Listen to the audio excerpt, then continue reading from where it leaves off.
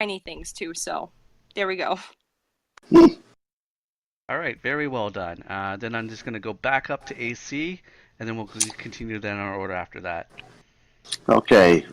Flashfingers is a male hobgoblin rogue, and he's had a very disturbed childhood.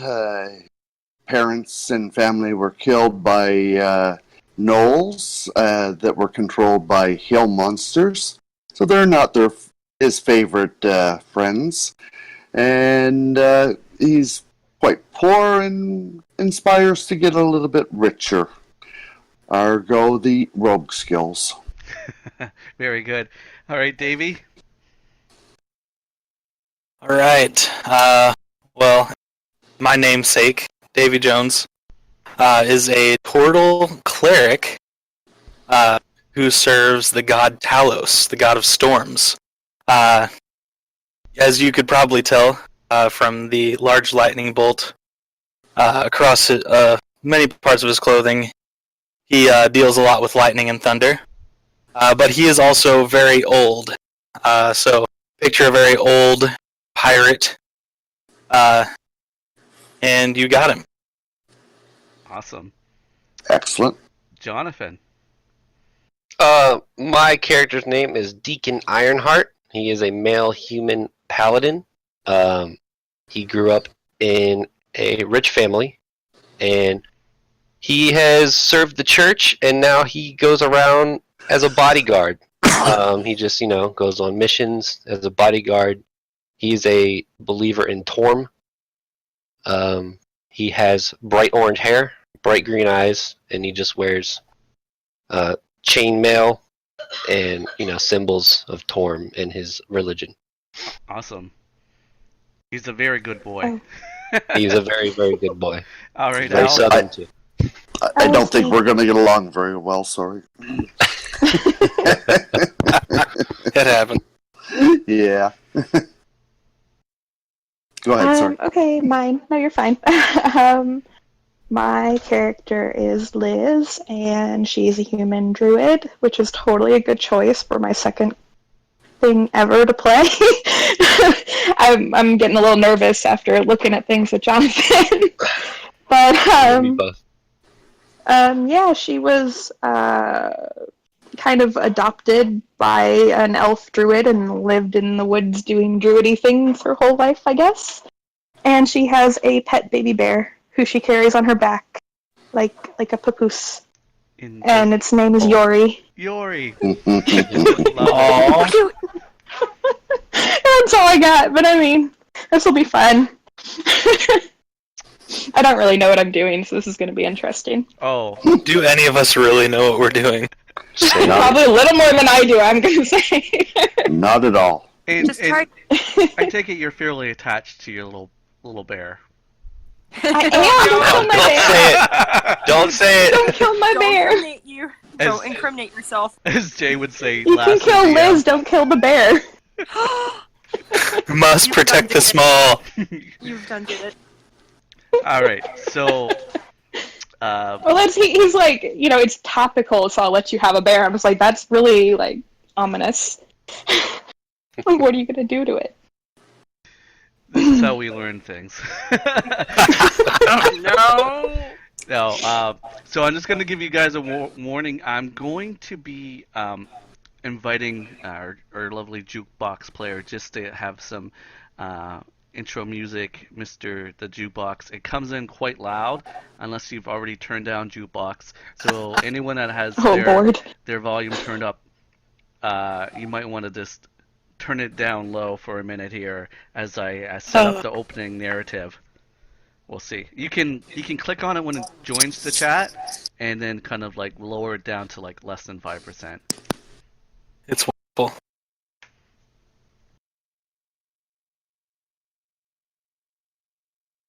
The anticipation. I know. It's not working. It's killing me. 2 hours later. Oh, it's dash play. Ow.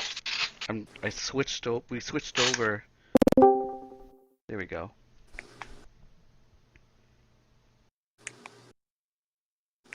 Maybe it's not not playing anything?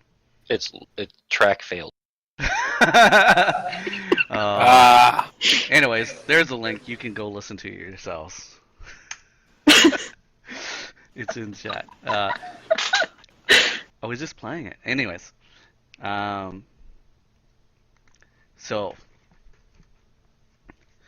contrary to what you guys were discussing earlier, Eye of the Beholder is my ongoing campaign. I just opened it up because there's only 3 players in it, and so you guys can use the character sheets. The one shot that I've prepared for you is actually called A Dish Best Served Cold, and this is kind of like the opening narrative. This music ominous. At last, your dreary journey is over.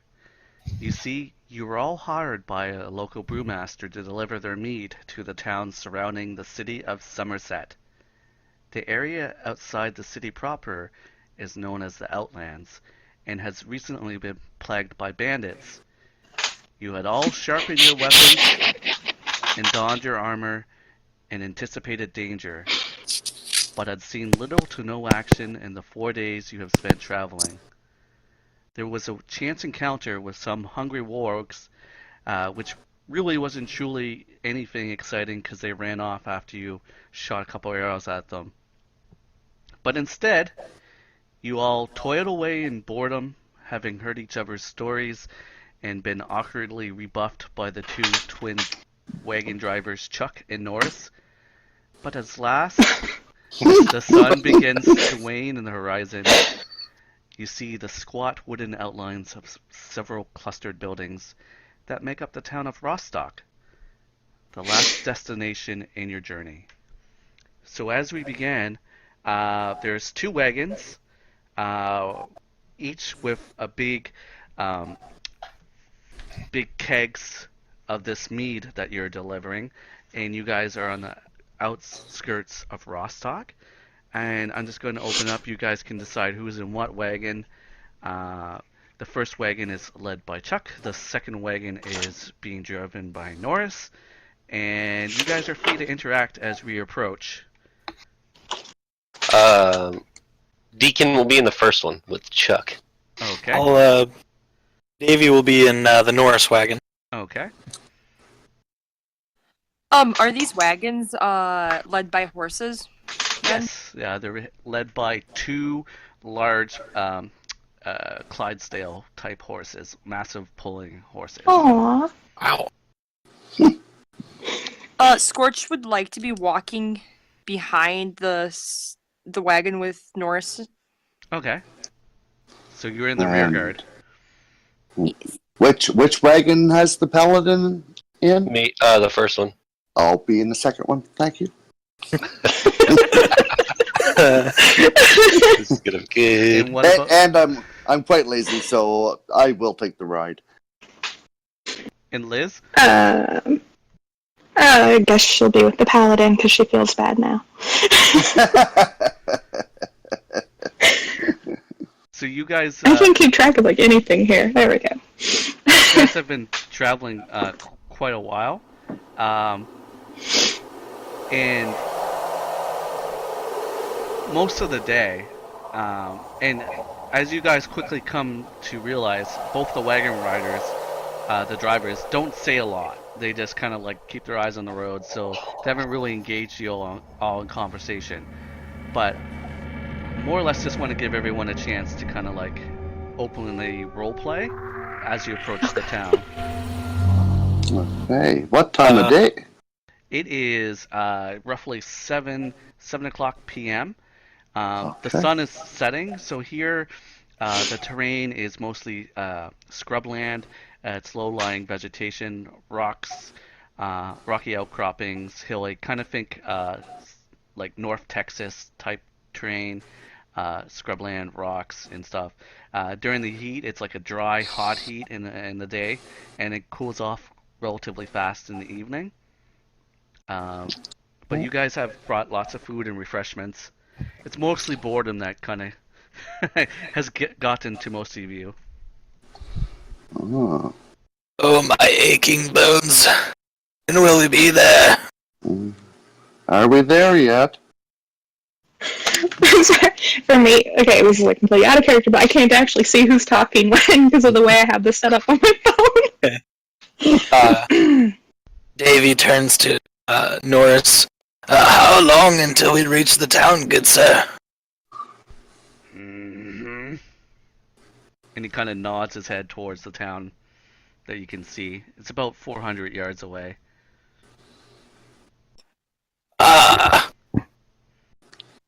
Scorch.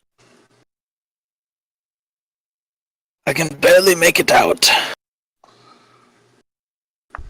Should we enter the town and then have to guard our goods all evening and all night, or should we stop out here and enter in the morning fresh? Well, I think we have to go into town, don't we? Well, I would hate to deprive the citizens of their ale for a single night. Well, that's quite true, and, we could always help them sample it. Right you are. Deacon turns to Liz. Your name was Liz, right? Yes. That's a very nice bear you have. What's his name? His name is Yori. Yori. How long have you had him? How small are bears when they're babies? 1 month. There we go. He's a wee cubbin. Probably the size of a koala. Well, he's very cute. Thank you. Let's get these wagons into town and get set up. And I got a thirst on. Let us not be too hasty. Like you said, we should keep our eyes about us. Yes, this is true. So, Young lady, are you not tired of walking back there? No, I'm quite fine. Walking isn't too much of a chore. There's nothing much better to do anyway. I would I agree, suppose. but I have very heavy armor on, so it would hurt my legs very much. My aching old legs could not take it. Well, just keep your seat, old man. It's fine. I'll do the walking for all of us. and as you're having this conversation, you guys are approaching. You're probably close to within 200 yards. As the sun is kind of waning in the sky, it's not quite dark yet, but you know, based from the previous night's travels, that it doesn't take long for the night to take hold. Fortunately for you, you're looking at a town that isn't very large. It's mostly it's instead of being built up, it's kind of spread out. There seems to be one large thoroughfare that goes right down the middle of it, and then the houses are kind of clustered up on either side of it and spaced out. From the looks of it, it looks like it's kind of like a lot of board made of wood. The structures here, there's some clay structures made with looks like some sort of primitive mud brick. Fashioned from this distance. It's hard to specifically see, but it probably has, if anyone had to figure, maybe a population of maybe 300 people. It's one of the smaller settlements that you have passed through. Having stopped at two other settlements before, larger towns, more reinforced because they're closer, obviously, to the city of Somerset. That being said, usually what you do is you roll up to the tavern, and the wagon riders usually just know where to go, and they just pull up and stop, and then kind of looked expectantly for you guys to help carry these heavy, large kegs inside. So, because that's a little bit of backstory, it's pretty much going to be status quo as far as you can tell when you guys roll up into town. Checking to see, do we have any guards or officials standing around? People maybe with weapons, or is this like a really dirt poor village? You can make a perception check at this point, as it's still off in the distance. If you want to scan the horizon and see if you can notice anything. Please. Okay, so This is Flash's first time using it. I'm gonna just give him the command. It is IC for I character perception, and that should give you the roll, your perception roll. Scorch eyes all of the wood nervously. Okay, I see. Deacon would get down and start helping carry the stuff once we get there. Okay. Liz would, her strength isn't high, but I'm sure she could carry some stuff. She would try and help. Oops. Depending on How big are the big they kegs?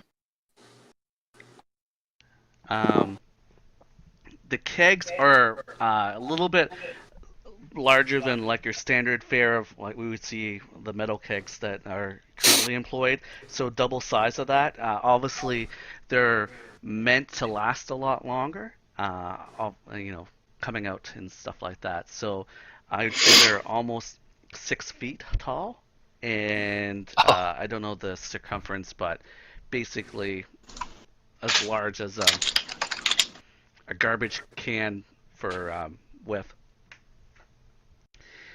Having said that, so Flashfingers has rolled a 17 plus 1 for an 18 perception.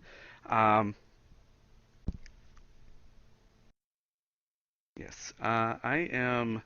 So you scan the horizon, Flash, and you notice that there isn't, unlike the prior towns you visit, there isn't any sort of fortifications, there isn't any sentry buildings, there doesn't be any palisade around the town, there doesn't appear to be any sort of sentry posts or anything of that sort. No armed people or. No one's standing guard on the main thoroughfare. Okay. You see Any horses. other people walking around? Well, you see a couple people kind of. One of them walks in some sort of building on the right side of the road, and they apparently they have just got off a horse and kind of like tied it up at a mule pole and went inside. But it's still quite a ways. You're just kind of like squinting. Yeah. Okay. Well, I'll do my bit and grab a barrel and lug it in. Would it be possible for me to try to carry two? It would be. I mean, because you can certainly try doing that. Absolutely. I'm just setting things up because you guys haven't. You can definitely try. Here we go. Because you guys are still approaching. I'm just figuring out what you're doing on the approach. But if you guys are apparently we're there now. Stretching. Yeah, there you go. You're flexing. You're stretching it out. It gotta be nice and limber, right? Like. Yeah. Davey sees you squinting and says, "Keep squinting like that, and one day your eyesight will be as bad as mine." What do you see over there? It's a very poor looking village. No guards, no lawmen. Okay, we might have a lot of fun here tonight.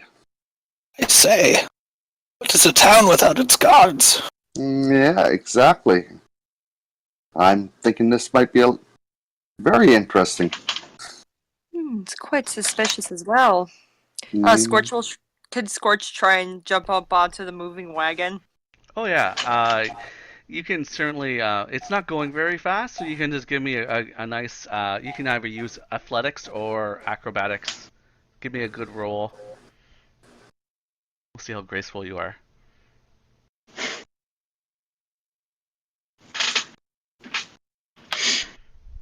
You rolled an 18 acrobatics. And I didn't even have to catch her.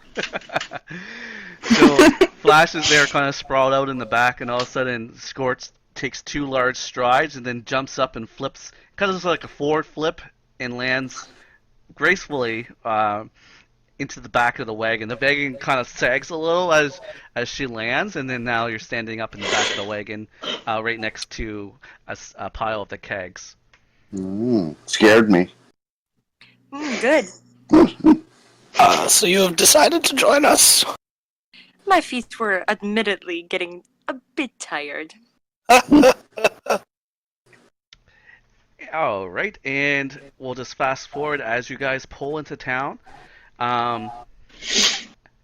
As the carts kind of like come rolling in, you just hear the sound of the clip-clopping of the horseshoes on relatively dry ground. It's just kind of like mud that's been caked and dried, and the wagons are being pulled.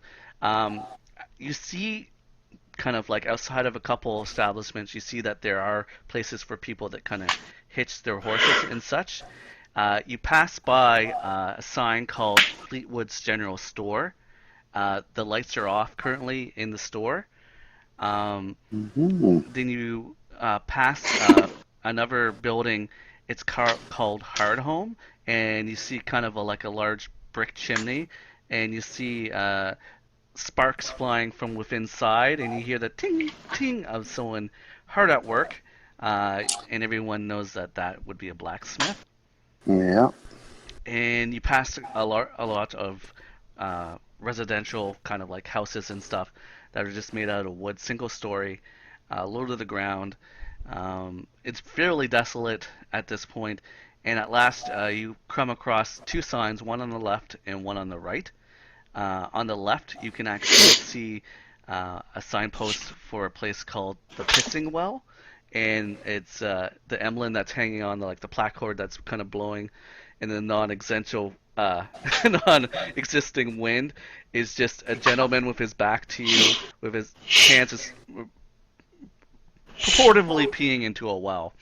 And across the street is an inn. It's called the Stagger Inn. I think I've been there. I see where you got.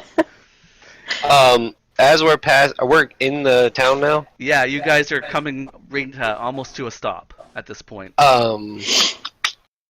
As we're going through the town, can I just use my divine sense to see if there's any evil people?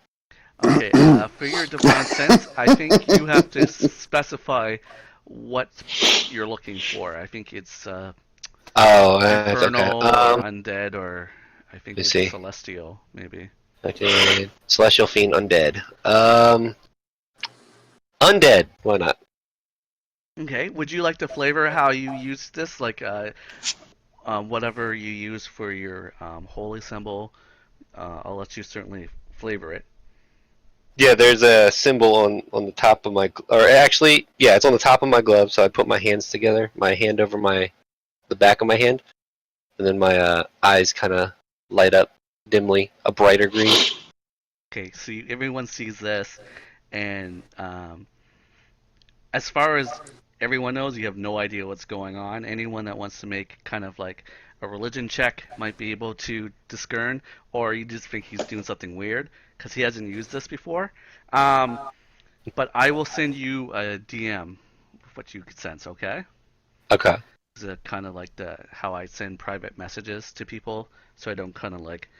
It prevents metagaming, basically. Not that we. Yeah. It's a bad habit that new players often kind of have to work through is taking information that you know as the player, but not use it as your character. Right. So this helps it. I mean, this town might be a little short on the gods, but their humor is swell. Yeah. And I'm looking at all these barrels. How many barrels do we actually have to carry in here anyways? There is 4 on one row. There's like 4, and then there's 4 stacked on it. And right now they're all tied down with rope. And there's one, so there's 8, and then there's another 8. So there's 16 barrels of 16 kegs. Jeez. Damn. There's too That's many. a lot of work. Mm-hmm. There was a lot Scorch. more. Scorch, can you levitate? I sadly cannot. Can you? Davey is staring at the sign or squinting at it like, "Stagger in. That's not how you spell in. Who's in charge around here?"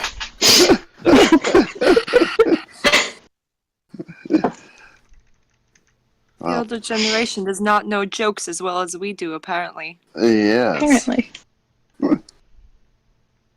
The older generation, I'll have you know, in my day, we didn't have all these problems you youngsters have. Which problems are you specifying? Every other day it seems like a town gets attacked by a giant or a horde of wargs. Well, if there's any giants around, let me know. Not my friends. And with that, you hear as the wagon comes to a halt, Uh-huh. and you kind of see both Chuck and Norris kind of like stretching and then kind of looking back expectantly at everyone. Deacon Okay. immediately gets down and starts helping. Oh, don't worry, I'll get a couple of these for you. Can I try to pick up two? I just want to get everyone what everyone's doing. I'll start untying the ropes on the rear wagon. Okay. Well, yourself. As he slowly starts to get off of the wagon. Who's in charge to talk to the inn owner? Is that the wagon guys or us? Usually in the past, they've come out to greet you. Okay. I was Anybody just, come out yet? I was just getting to that, but I wanted to get a sense of what everyone's doing before I went into that narrative. Okay. Well, I'll be untying the ropes, but keeping an eye out for them. Okay. Liz will take the other ropes, because I don't know how many kegs she can lift. Okay. And Scorch? Scorch will firstly help the old man down from the wagon. Then go ahead and... He'll shoo her hand away. Oh, please. I can manage. If you would put one of these barrels down, I can roll it in. Okay, fair enough. So as you guys are making those preparations, you see a gentleman come out of the tavern, the Pissing Well. He's a pudgy human man, standing about 6'3". He has this stupid grin on his face, and he's wearing this kind of like leather with patches of plates of metal, all on his that like basically little bits of. Instead of studded leather, it looks like plated leather. It has like the stitching is yellow, which is interesting enough on standard leather armor. And you see that the plates actually have squirrel motifs on them, like squirrel eating Like animal? Yeah, Okay. like a squirrel eating a nut, or a squirrel running with its tail kind of like up in the air. There are all sorts of squirrels on it. He has silver hair that's graying on both sides, and it's receding kind of to like a widow's peak. Otherwise, he seems to have, a clean appearance. Mm-hmm. And he comes out. You're here. You're here. I am Hager Ironside, and I am the proprietor of the Pissing Well.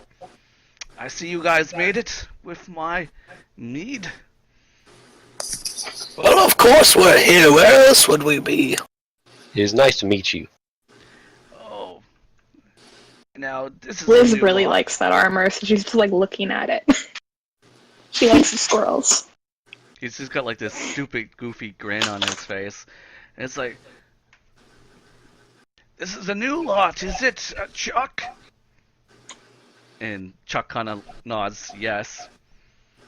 Very well. I hope you guys fared well.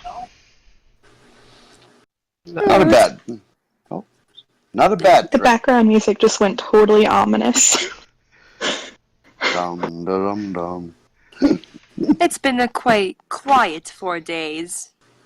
Yes, we haven't really run into anything yet. Oh, well, that's good then, isn't it? Very Very peaceful good. trip. Oh, well, if you can start bringing in, I do believe 12 of those quigs are for me, and the other 4 are for Flavio, the owner of the Stagger Inn. I'll tell him you have arrived. And That's he no problem. crosses crosses in front of you and goes into the lovely inn that's on your right. As you guys make preparations with the kegs.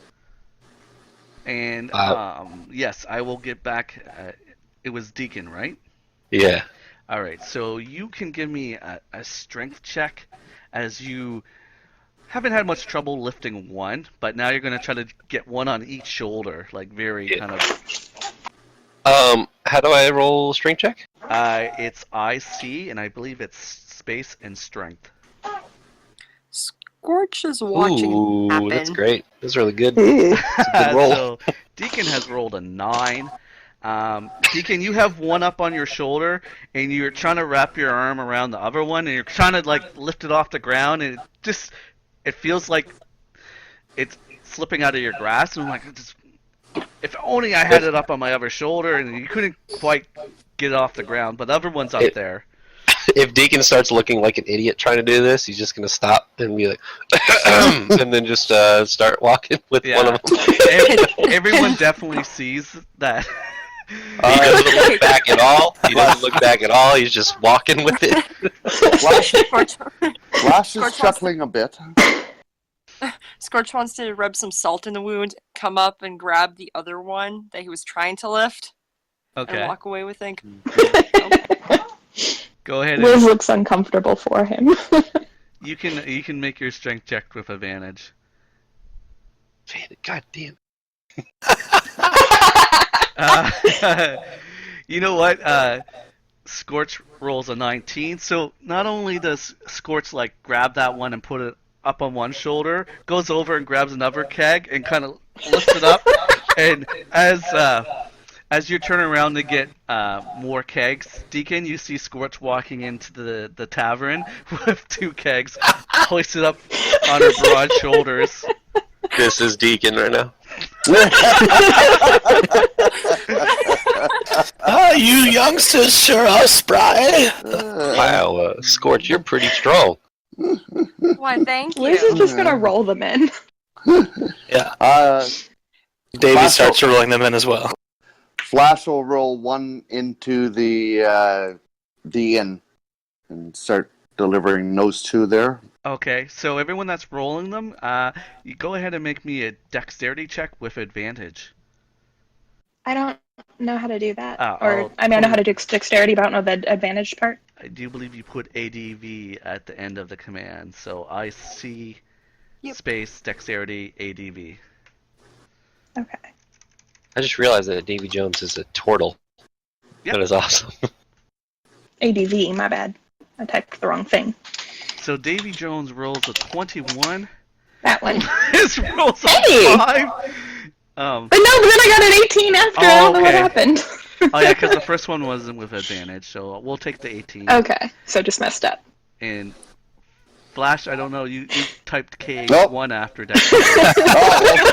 I think you're wrong with the key. What are you rolling over there? Sorry about that. How do you roll? Davey sees through the chat. What are you typing? Don't you know an ADV when you see one? You kids and your technology, get off your smartphone.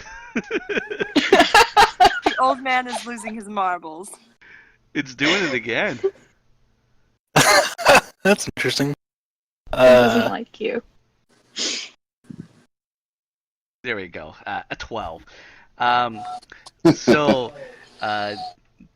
Davey and Liz certainly have no problem rolling them in. And Flash, you go the other route, and you start rolling in through the double doors of the inn. And Yes. as you roll it in, just beyond the threshold, you are greeted by Hagar and another gentleman. The other gentleman is a physically imposing, dark-skinned elf. He stands Ooh. about 6'1" with muscular arms. He's got a very muscular build. He's actually wearing a perfectly clean white T-shirt and a pair of denim pants, and has auburn hair that's parted to the right. Although his face is scarred, he wears apparently bits of glitter around his eyes, and you can't help but notice this sparkling blue gem that's like a stud in his right ear. Ah. Um, Sir, could you please give me a hand with this? You look really healthy. he kind of looks at you, and Hager kind of, you're not gonna get any help from Flaviol. He's too vain for such things. Oh, And manual labor, yes. Us poor folk know all about that. Okay, where would you like it, sir? He just kind of like looks off, and just beyond the inn, you can see kind of it's right now. You're basically in kind of the lobby of the inn. There is a little Yes. alcove that is actually empty. That's the perfect size for 4 kegs stacked 2 and 2. And he goes, Okay. that would be the spot. Okay, thank you, sir. Put my head down and start rolling, but I'm eyeing the inside of the inn Okay. and You- just checking out the general layout of the place. Okay, a discerning eye could certainly make a perception check to see other, the minute details, unless you want just like a vague overview. No, I'll do perception. Okay, while that perception check is being done, everyone else is Scorch and Deacon have come back out to the wagon, and by all accounts, there are now 5 of the 12 kegs unloaded.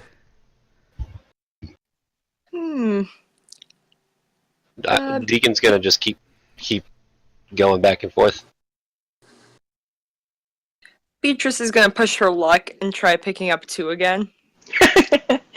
Deacon's gonna do it too. Davey's gonna take the last one and roll it to the stagger. Okay. Alright, so how do I do this? C? Yeah, it's exclamation point C, strength, and then ADV. I get advantage? Ooh. You get advantage this time. Fuck yeah! He carries all of the rest of them back in. Your hurt pride. Can I has carry pushed 3? you to overcome.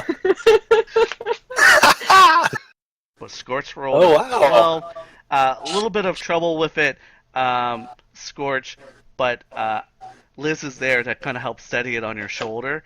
Meanwhile, Deacon easily picks up 2. He thinks about trying 3, but having just kind of, slightly embarrassed himself before, he decides not to press his luck. Can I kind of bench press one on my one arm as I'm going? Yeah, you kind of take it off your shoulder and just kind of like do like a press with it. Just kind of like. My.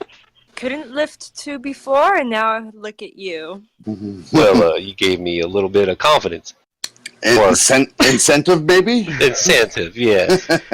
We have Flashfingers making a nat 20, the first of the night, with a perception check, and Davy Jones with a 16. Davy Jones, you roll your barrel in just as you see Flashfingers set down the keg, and kind of like you see him kind of take in a long look at his surroundings. I'm gonna just send him a DM, as you guys can just role play as you finish off unloading. Just before he makes it into the inn, he stares at the sign again, and then after like 3 minutes says, "Oh, I get it." Then he laughs to himself and just rolling all the. Liz definitely laughed at that. I actually have to be right back. She's just gonna keep rolling barrels until that's done. Okay. Deacon's going to as well. Well, did we already get all the barrels in? Yeah, I'm just having you guys kind of role play as I send this quick DM. Got it. Your name is Davey? Yes. Davy Jones, they called me. Davey Jones. Are you a turtle? Well, of course you have eyes, don't you? I do have eyes. I just never seen a turtle before. Well, I mean, I haven't seen a human before. Well, one of your kind. What is one of my kind? I haven't seen that bright of hair before. Oh, well, it runs in the family. Thank you. Your hair is almost the color of mine. Yes, but you see, I'm not a human, not a full human. If you don't mind me asking, what are you? Well, I'm a fire genasi. Oh, I think I've heard about them. Have you now? From here and there. Can you manipulate fire? We don't talk about that much. Let's. Different subject. Davey, do you have any fun stories to tell? Aye, a good many. Sailing on the seas for over 100 years. Would acquire many such as I have. 100 years. Ah, and yes, only a third of my life that was. Well, I hope I look as good as you do. Don't count on it.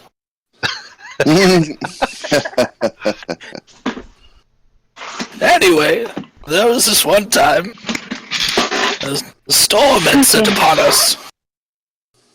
We were on our way back to our hoard. A flash of lightning destroyed most of our ship. It's a miracle we even survived, but we found an island close by that we took refuge on. There was another ship that had wrecked there before, and little did we know they were still alive. They tried to take us over, but we would not have it. That is quite a story. Yes, they tried very hard. How did you get off the island? Well, salvaging a lot of their ship, adding it to ours, we were able to make suitable repairs. We even allowed some of them to accompany us back. They joined our crew. Obviously, we could not trust them for a while, but I became good friends with a lot of them. Well, if I ever sail the seas, I'll know who to call. Ah, yes, of course. I still have an eye for weather. I've actually never been on the water before. Ah! Well, you must make a point to seek it out someday. Yeah, getting around water with all of this heavy armor on is not advised. Too true, too true. I'm not the greatest fan of water. Well, around water, you don't always have to swim. Sometimes you just need to know how to float. As a turtle, I am very good at this. I could imagine. Your name was Flash? Flashfingers. I'm Flash, yeah. Flashfingers, yeah. Oh, it's nice to meet you. Thank you very much. This is I'm not the paladin? This is the Paladin. Oh, yes, okay. Now. It's no longer nice to meet him.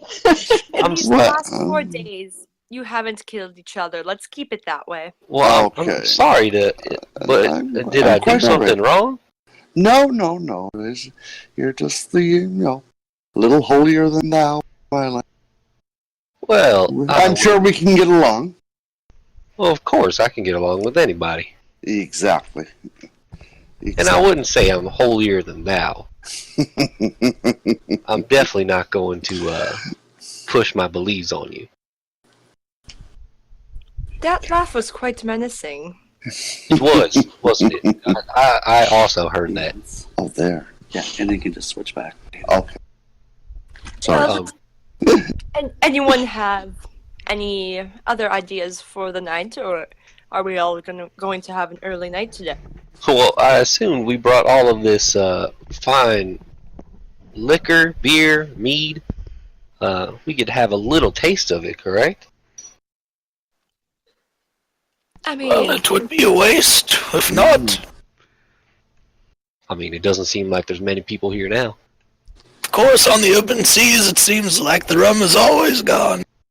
I heard that there's We should support this local economy. I believe so. And I am a little parched. All right, and with that, I have sent the DM. And as you guys are standing there, you see Hager reappear. Splendid, splendid. You have unloaded it, and as per the contract, I have some coins. So come in, come in. I'm sure you all must be very parched after a long day's journey, and I should pay you for your endeavor. What? Yes, just come on in. So as you all kind of walk back in to the pissing well, I'll give you guys a more detailed description of the interior of the inn because I didn't get to it. So basically, the inn has wooden. It's all made out of wood, but when you go inside, you can see the interior's actually been bricked up. There's kind of like not a red brick, but kind of like a mud brick interior, and it has basically one counter along the very far back, and you can see there's all sorts of bottles and glasses. That's obviously where he serves things. You actually see a crossbow sitting just on top of the counter. It's notched, but there seems to be like a safety mechanism on it that's engaged. You see lots of like behind the counter. You also see like dried meats hanging. You can smell different cheeses. There's a couple long benches that'll sit like easily like 6 person on one side, and then there's a couple smaller round tables in the back, and you see these two gentlemen, kind of fair-haired. They're human. You see a big pitcher of alcohol between them, and they're kind of like slumped over, kind of doing the squinty eye, as kind of like you can't really discern what they're saying right now, but they're obviously enjoying a drink at this point. So Hager goes over and he goes behind his counter and pulls out a large money pouch, and he takes like a handful inside the pouch, and he kind of like drops some coins and he starts stacking them, and then he makes there are 5 of you, because I can count. There are 5 stacks of gold with 30 gold pieces a piece, and he said, "This is your pay. You're welcome to order off the menu if you guys are hungry." So you guys can all have 30 gold. How much would be a drink? Depends. We got a couple specialties going on. Would you like to hear them? Of course. So we have ham soup with peas, and it comes with a glass of whiskey. These are all 5 silver pieces. We have lamb pie with peaches and a glass of brandy, and we got a bacon sandwich with crowberry, and it comes with a glass of wine. Very sophisticated meals here. Pissing well. Michelin starred. I don't know what you think of Michelin, but if everyone would like to order something off the menu, I'll cover everybody. Oh Well, thank my. you. Oh, what a chivalrous young man you are! Of course, my family raised me right. Well, I'll Let's take just it have just to some save mead. my money. Or whatever. Thank you for the offer, but I will use my own money. Are you sure? Oh, I'm more than sure. Don't worry. All right. Anybody else? Well, I have no problem with you paying for me. I'm saving up for my education, so yes, I'll spend your money. Liz? Yes, thank you. She'll just order some whiskey or something. Alright, how much did I just buy? You wouldn't happen to have any rum, would you? Oh, certainly. Of course we have some rum. He kind of like goes over and shuffles behind the bar and like takes down this kind of like it's hard to describe. It's kind of like a dark brown cylinder with a cork in it. It's kind of like a large mason jar that narrows at the top, and then he kind of blows on it and pulls out the cork and gives it a sniff. And how would you like it? Just straight up? Is there any other way to do it? I think not.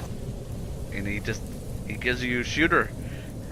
Pours in a shot glass.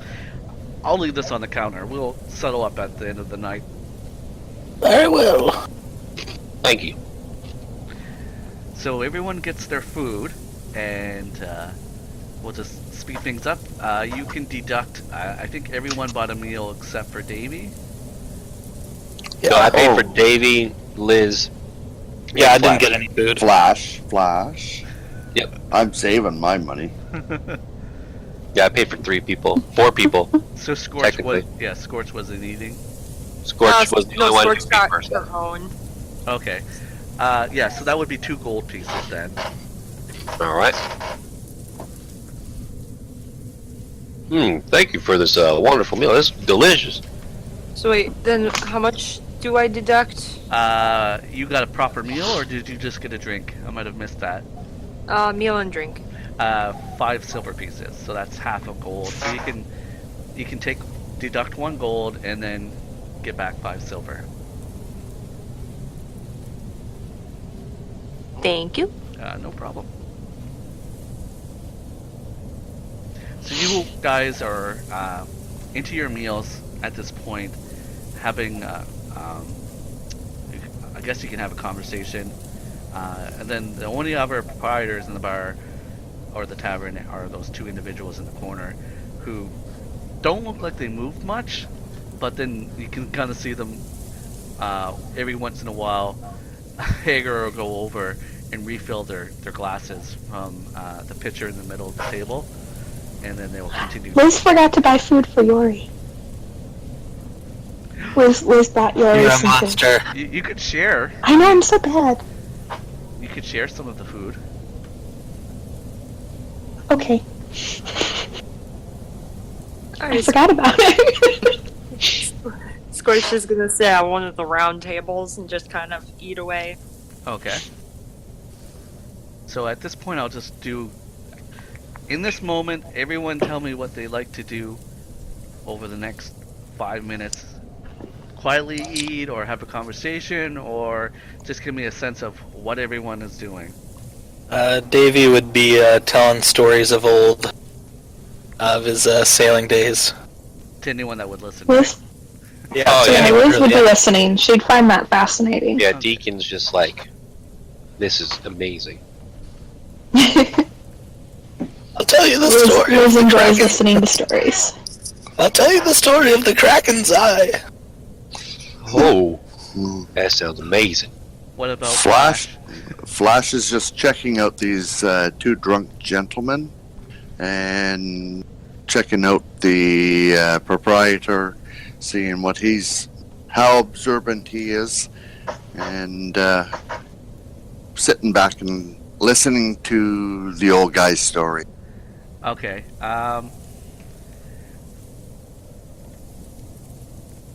Do you want to, dare I say, make another perception check to check out not the 2 guys, because you can clearly hear them if you want to listen.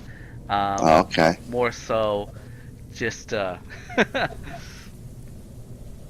take a look, as you tend to do. Mm-hmm. I mean, he's really just went back, and he's really just cleaning things off and stuff, and waiting kind of expectingly, I guess. Oh, only an 11 this. Ooh. All right. So you're kind of watching him, and he just he doesn't seem to be doing anything that would out of the normal. He's just going about his own proper business, so you don't get a sense that he's doing anything other than tending to his bar and trying to be as attentive to his patrons as possible. Okay. And the two gentlemen are just talking BS?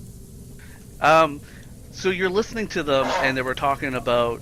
They've been mostly talking about how the weather's been dry, and how that there's not a lot of food for their cows that they're raising for meat for them to eat, and that it's a rough go farming here in the outlands. But eventually, you hear them talking about. They kind of stop talking for a second, and you hear them say. At one point, one of them kind of says, Old Man's Bridge? Mm-hmm. You need to carry food when you cross it. What's that? Well, rumor has it, if you cross it, and you don't throw food over the side, those trolls, they're gonna come eat you. Ooh. Troll.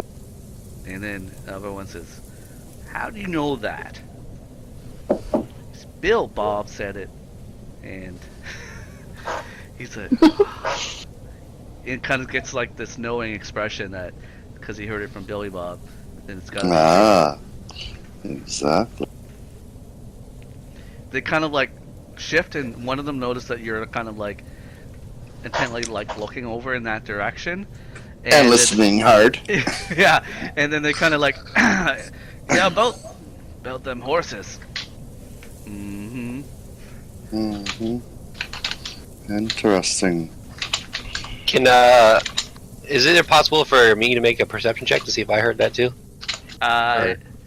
You can make a perception check. I'm gonna make you do it with a disadvantage because okay. You just heard what he was listening to, and I was too lazy to DM it to him.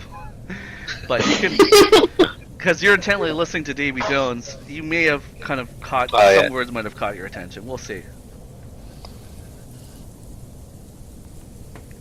How do I do this? I think it's DIS.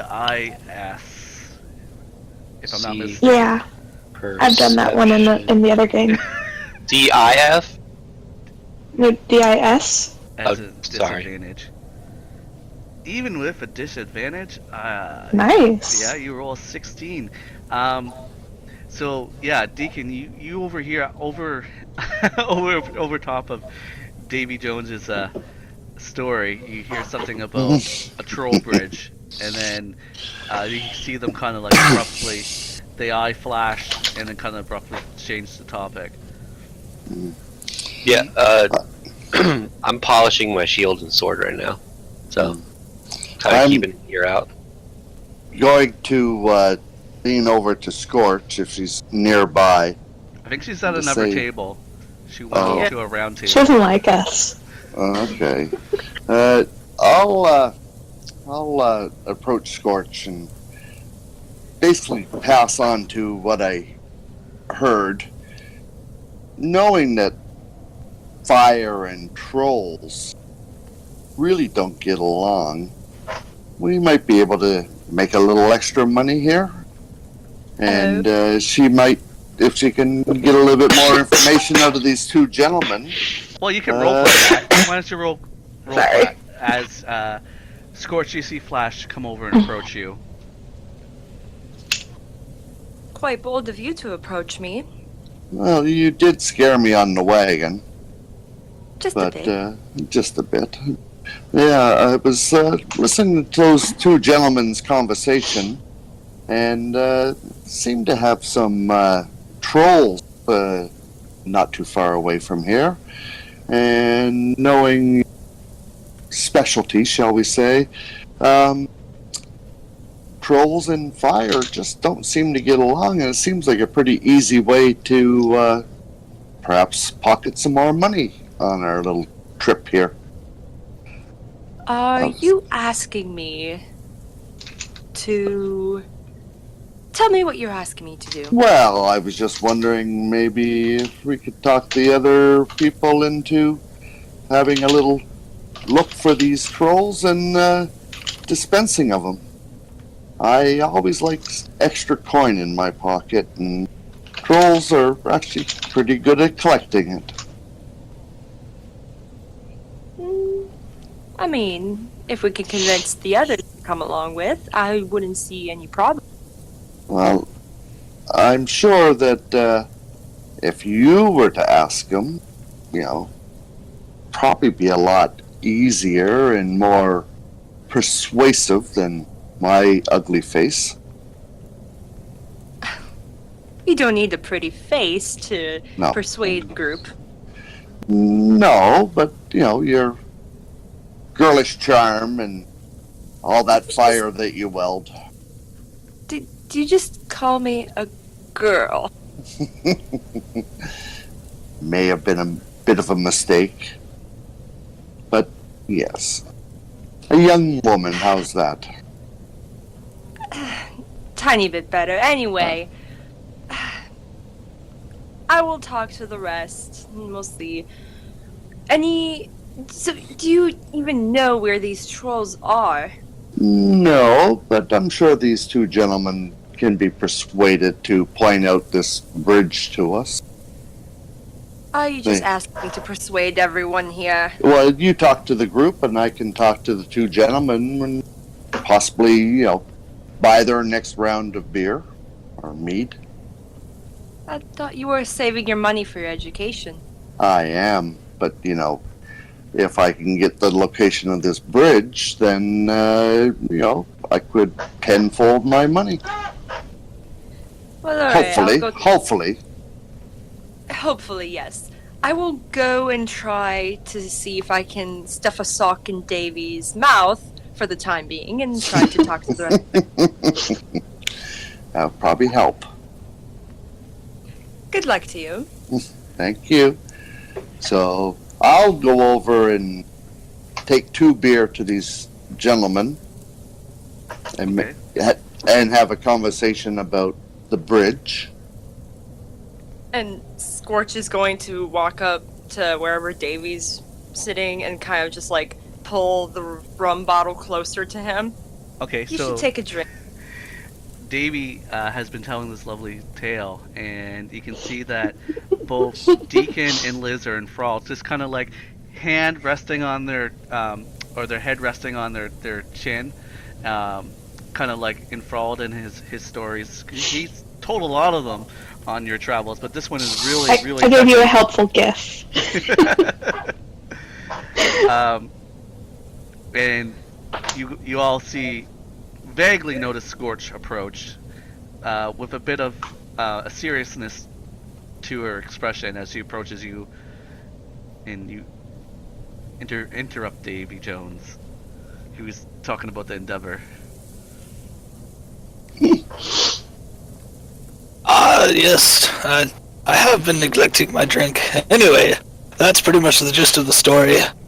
I would not. I decided not to take the gym with me, for that would only put salt in the wounds of the ones who would be dying. I had no use. I completely understand that. That sounds horrible. Well, one more But I am wary of any who would try to steal the gem from the captain's cold hands. And he takes a drink. Which is like his 4th right now. Hey, he knows how to hold his liquor. Yeah. There's lots of room in the chill. Alright. So Flash has tried to keep her voice down a little. The Flash has maybe found a way for us to create some extra money. Really? What's the plan? According to those 2 drunken humans back there has been some rumors of trolls, and Flash is thinking that there might be, these trolls might be having some Oh, I actually did hear that. Should we try to talk to somebody to see if anyone has a bounty on these trolls? Hold on. I do think that we need more information on this. Flash is gonna try and talk to the other two fellows over there. Sounds good to me. Davey hiccups. Huh. Trolls, nasty creatures. We would be doing the world some good by ridding. Well, of course. As long as we can get paid for it.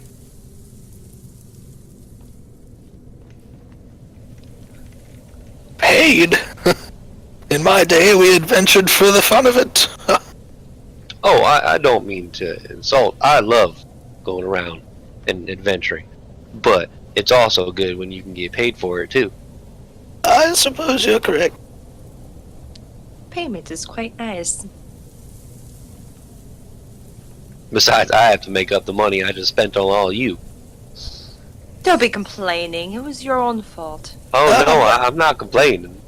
Money well spent. Hiccup. I got great stories from it.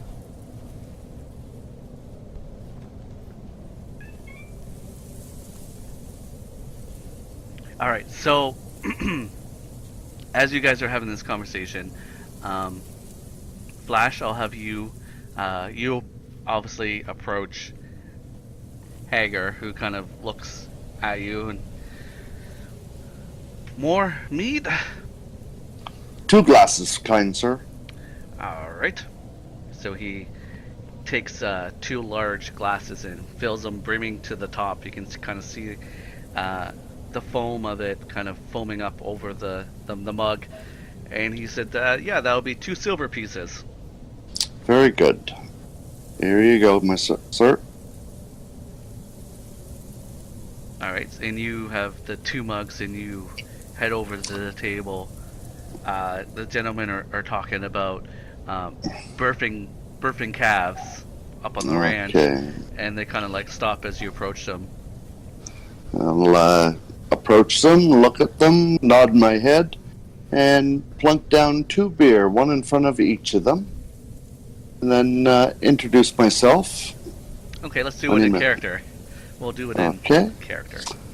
My name would be Flash, and I was overhearing your conversation on a certain bridge that has issues and a possible troll infestation. And I was just wondering if we could help alleviate this problem for you.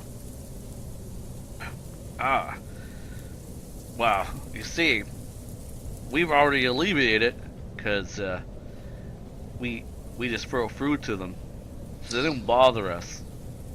Well, with the food being wasted on nasty trolls, and me and my friends here sort of more than willing to make them go away, and you'd never have to waste your food stocks again. And how long have they been here? Well, you're gonna have to go and talk to Bobby. He's the one. Bobby. Bob? Oh, Billy Bob. Billy Bob. He's the one who's supposedly seen him. Where would we see Billy Bob? Where would we find Billy Bob? He has a ranch just outside of town. Go up the hill. Require going over the bridge? Not to his ranch, no. Okay. That's fine then. Very good. What's a hobgoblin like you doing with all these other fine folk? Oh, they just help me out from time to time. I just make my way as best I can. Mm-hmm. Well, they're all right. Well, thank you for the mead. And he takes a long slurp of it. The other guy is just kind of like agreeing and nodding with him. Well, thank you for the information, and I hope we can take care of this little issue with you. And I'll turn my back and come back over to our fun-loving group. Okay. And gentlemen, ladies, we need to talk to Billy Bob. Has a ranch, I believe, just north of the town. Oh, did you find out where the bridge is? Not quite. They're a little too drunk to tell me, but this Billy Bob character, he seems to be the brains of the operation around this place and has all the information. And I believe that he may be the rancher that has all the money. I bet you say. Have I ever told you of the tale of Terabithia? No. Later. Davey, I believe it's time for you to go to bed. What? Nonsense. Okay, as you guys are having this conversation, all of a sudden you hear a loud ruckus and commotion coming from outside of the tavern. You hear someone say, "Help! Help!" And suddenly the doors of the tavern open, and a female with golden blonde hair and blue painted eyes rushes in. She's wearing a silver and powder blue flamenco-style dress that is completely covered in blood. Please, There we go. is there anyone Deacon- that can help? Deacon Please, grabs his shield Okay, and sword. that's what I just walked in on. What did I miss? they're being murdered. I walk into and she's covered in blood. I'm like, what Yeah, the fuck? just some It's nonsense. just another day in D&D, right? Ma'am, is everything okay? No, we need to help. Holly's been stabbed. Alright, She's Deacon kind of grabs like- his shield and sword and starts walking out. I don't want to say she's ecstatic, but she's fairly ecstatic. Like she's kind of like hyperventilating and like she's like he just stood up and started slashing her. There's blood everywhere. Ma'am, calm down. We need someone that Calm can heal. down.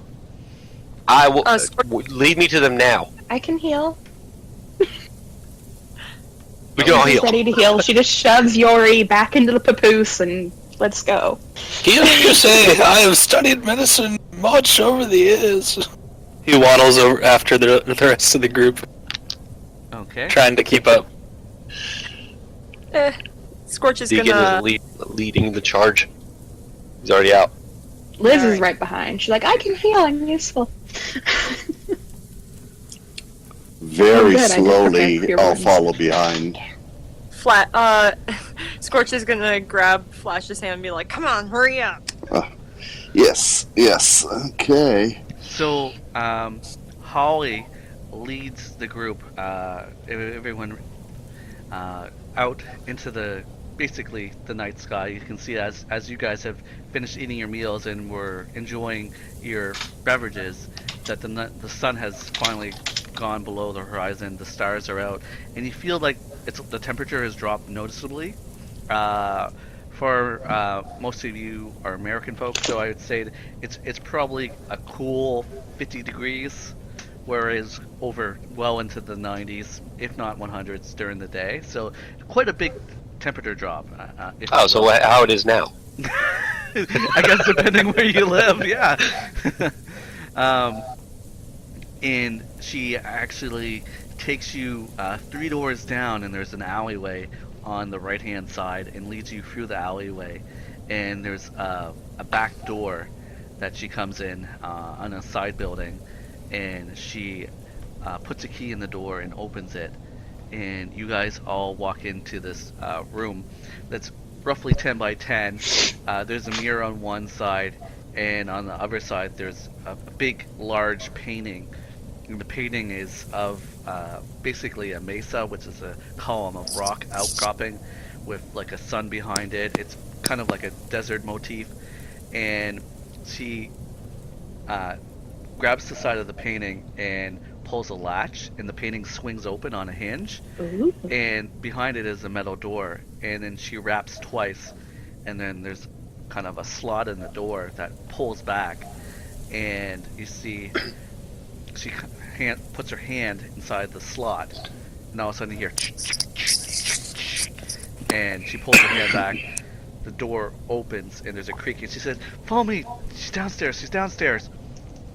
And Downstairs. So before this happens, when we get there, okay, Deacon's gonna put his hand on his symbol again, and divine sense. yeah, Undead. okay. How far is it? She's down here. Okay, I'm gonna send you a DM, Deacon. Is anyone else doing anything in this instant as I pause this in the DM? Just trying to catch up. No, Liz was just following, ready to Scorch do her thing. Scorch just kind of wants to look at the woman and like try and see if her despair and like panic is real. Alright, you can... Liz is really naive, so she's just like, yeah, okay, let's go down into the scary room. So Scorch, go ahead and give me an insight check, please. Scorch rolls a 7. Stealing from Matt Mercer, I'm gonna say she's generally hard to read. You can see that you couldn't tell if she's faking the hysterics or the edginess or the sharpness in her tone, but if she is, she's a really good actress. Also, Deacon has his shield. You know, kind of like how you're advancing on somebody, you have your shield in front. Yeah, he's got a shield in front, his long sword out and ready to go. Alright, what about Flash and what about Liz? Flash is just at the back of the crowd. I'm going along, but checking behind me and watching what this young lady does and what all my comrades are doing. Okay. And you're just going along with it, right, Liz? Because you're naive and generally... yeah, I mean, she's prepared to heal, so I don't think she's like taking anything out or anything. Okay. She's just kind of like, Is it? she's not like rushing down there or anything, but she pauses when Deacon does his thing, but she's not really suspecting anything. She's just like, oh, I'll help the person. Yeah, it's basically single file down these wooden steps. It is dark. She's probably near the front, but I think she's behind Deacon. Yeah, and he pauses at the threshold because he wants to do this check, and you see him do the familiar ritual that he's done before. You don't know what it is, but you assume it's fairly religious. And then he does it, and then do you continue moving, or what do you do after you do your check, Deacon? Can Liz do a religion check on what he did? Yep, absolutely. Like, just to see, do I know what that is, kind of thing? Yep. Okay. Religion check. Shit, I lost my channel. Here we go. Sorry, I had like something else open. Okay, see, religion, right? Hey, look at that! You rolled a 19. Yeah, and I'll just say this because I'm too lazy to DM it to you at this point, but Liz, you discern watching him closely, being so close, notice that he's doing a ritual to call upon his god to give him some extra senses, and you don't know how his god speaks to him because your experience with religion is very different being a druid, but you know that he's getting some sort of confirmation and is pressing on regardless. Cool. Liz, can you take this Wait, and light confirmation? Sorry. He's I'm checking for undead and get some confirmation. No, I'm gonna hand Liz one of my torches. Okay, Liz, she's can holding the you, torch go now. Light this. I can't really see good in the dark. Sure, she lights it. She's got the fire thing, right? Produce flame. Is that what I needed? Ma'am, or I can just, light it. Is that a cantrip? Do you have that as a cantrip? Yeah, actually I do. Oh, okay. Well, then you're just like, yeah.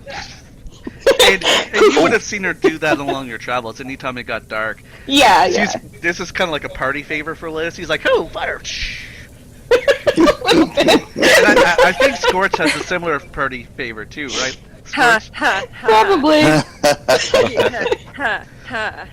So, man, you said that the person who was injured is down here? she's already like halfway descended the stairs. So what I'm gonna say, shit. because you pause and she's like walking down and she kind of pauses. It's a good 20 feet descent. She's about halfway. You just hear her stepping down. Because it's the entrance that goes down, there's no light emitting from the bottom. Just the room that you're walking into is dark, and you just kind of hear her feet on the wood as she's stepping down. But as soon as you get the torch that's lit, you can see it's a very narrow passageway that's on like this wooden stairs, but the sides of it are all walled in, like it's solid stone. And then at the base, because the light extends just past her, you can see there's kind of like a shallow landing, and then like darkness. And she's like, "There's no time to speak. Come on, hurry, hurry, hurry!" And then she continues down, and then disappears around as presumably a corner at the bottom. You're I don't still feel- at the threshold, holding up the line there, Deacon, with Flash.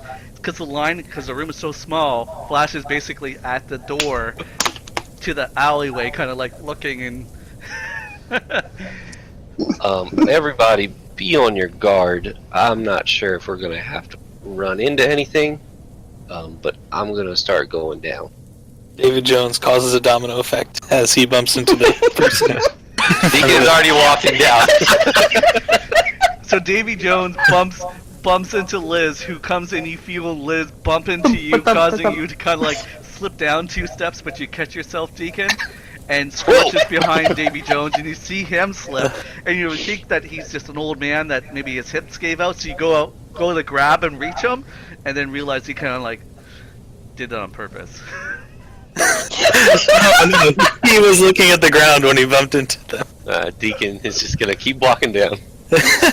Shield and sword at the ready. Liz made sure not to catch anyone on fire in the process. Oh, sorry about that.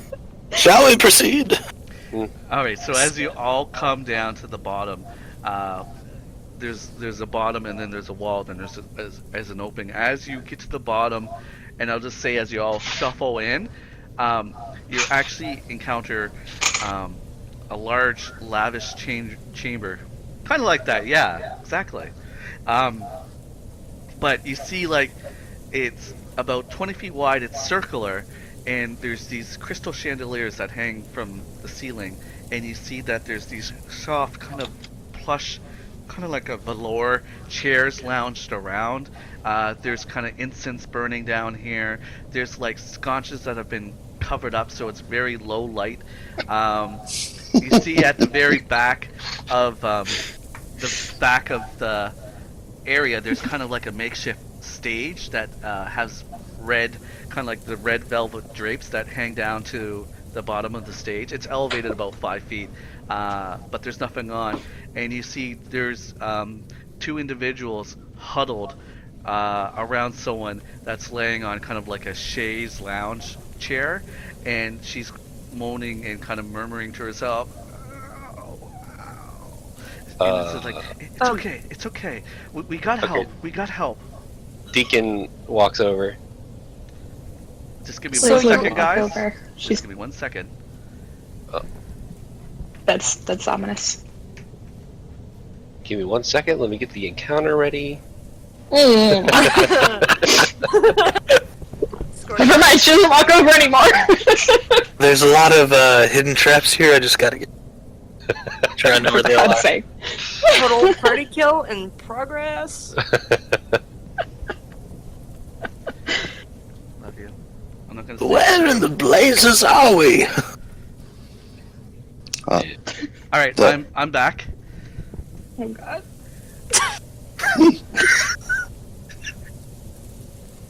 Deacon walks over.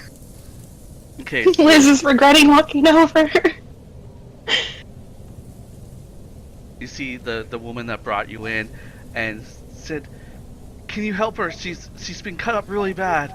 And as anyone that walks or approaches, I don't know if you're all just standing, awkwardly at the base of the stairs or not. I'm at the base of the stairs with my dark vision, just checking out nooks and crannies. Okay, yeah, you can definitely make a perception check to kind of survey the interior. For any Davey goes over to the walls and like taps it with his cane. It's like This basement. it's solid stone, but like the stone in this particular room has been painted. There's kind of like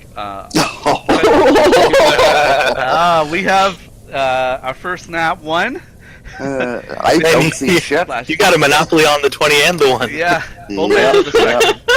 The dice How giveth lucky. and the dice taketh away. But the stone is actually, it's kind of like stone's been dyed. It's almost like a burgundy color that kind of match the drapes, and it has like the lights, the sconces that are lit has this kind of weird. It makes it look like it's almost like a projector is cast on the stone that's colored, like there's moving images that kind of scroll kind of around the room, just with the lights flickering on the stonework. Who's going over and approaching the group on the shades? Liz will. Okay, Liz, you immediately go over and see two other females. One female is holding the other female. You can see that she has cuts on her face, on her neck. She has some stab wounds in her abdomen, and there's a lot of blood. Her yellow dress is completely saturated in red. Her friend is holding her, trying to put pressure on with bits of her dress that she had cut up and put pressure on. And the other lady that was there, it said, "Can you help her? Please, she's lost a lot of blood. Please help." Yeah, she'd use cure wounds, assuming there's not some trap and she dies or anything. Okay. But yeah, she'd use cure wounds. All right. So I like my PCs to add flavor, of course. So Oh god, would you please don't. just narrate how do you cast? No, I know. So basically, you want her to put salt in the wound? Oh god. No, Liz, she looks like kind of distressed at the, she's calm, but she's like, oh god, you poor thing kind of thing going on. And she'd try and be gentle, but she'd just, put her hands on her arms or somewhere, whatever you have to do, and do the magic. Sorry, this is my first voice campaign. This is really weird for me. I can type shit out. I'm like... Good. You're doing great. Yeah, you're doing fantastic, and it's okay. It's just something. It's one of those things I get to do because everyone has their own idea of how their magics or abilities work. So I had 2 beers, so that helps. yeah, it definitely helps. Whatever loosens you up, right? But you're doing great. So you feel the historic healing medicines called upon by the ancestors of the land, and it flows into you, and you can see that the wounds on her face slowly start to seal, and the blood has stopped. Woohoo. And you can see that she's just laying there. Daniel's on. AC, your mic's on. I can't find the off switch. Go into the voice chat channel and then hit the mute button. Deacon will. Is she conscious? After you'll see kind of the wounds kind of seal up.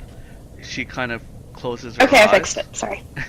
You see her close her eyes, and the 2 other ladies are kind of checking on her. Did you stop the bleeding, ma'am? I think so. Oh my gosh. She Do died. you know who did this? Yes. Of course we know. Where are they? They're staying at the Slumber Inn. The Slumber Inn. They're staying there. No. The Stagger Inn. I must be in shock. Yeah, so we we uh, we have an establishment here. We're performers, a troupe of performers that sort of put down roots here, and myself, Holly, and this is Jolie, the one that's passed out, and this is Marion, a girl with black hair, kind of nods, and these two gentlemen, their name was Duke and Brett, and they came in, and we're performing our routine for them, and Duke, he he put his hands on Jolie, see, and she said no, because this is not that type of establishment, you see, and then he got really mad and said, "Don't you know who I am?" And then he started attacking her, and Brett pulled him off of her and said, "Now look what you've gone and done." But I know they come into town all the time. They're from the Outlands, you see, and they think they can run of the mill and just walk over people, and it's okay. You don't have to. I think I have the gist of it. You said they're staying at the Stagger Inn. they're staying in the Stagger Inn. They were talking about it when they first got in, and they were, of course, having drinks and smoking cigars and having a grand old time, and they're just in town resting up, I suppose. But she kind of like pauses, and then Marion, who has been silent, says, "I want them to pay." Well, Can you do that? They look what they've done to her. I think they deserve a visit. We have It seems gold. your friend is good. We have gold.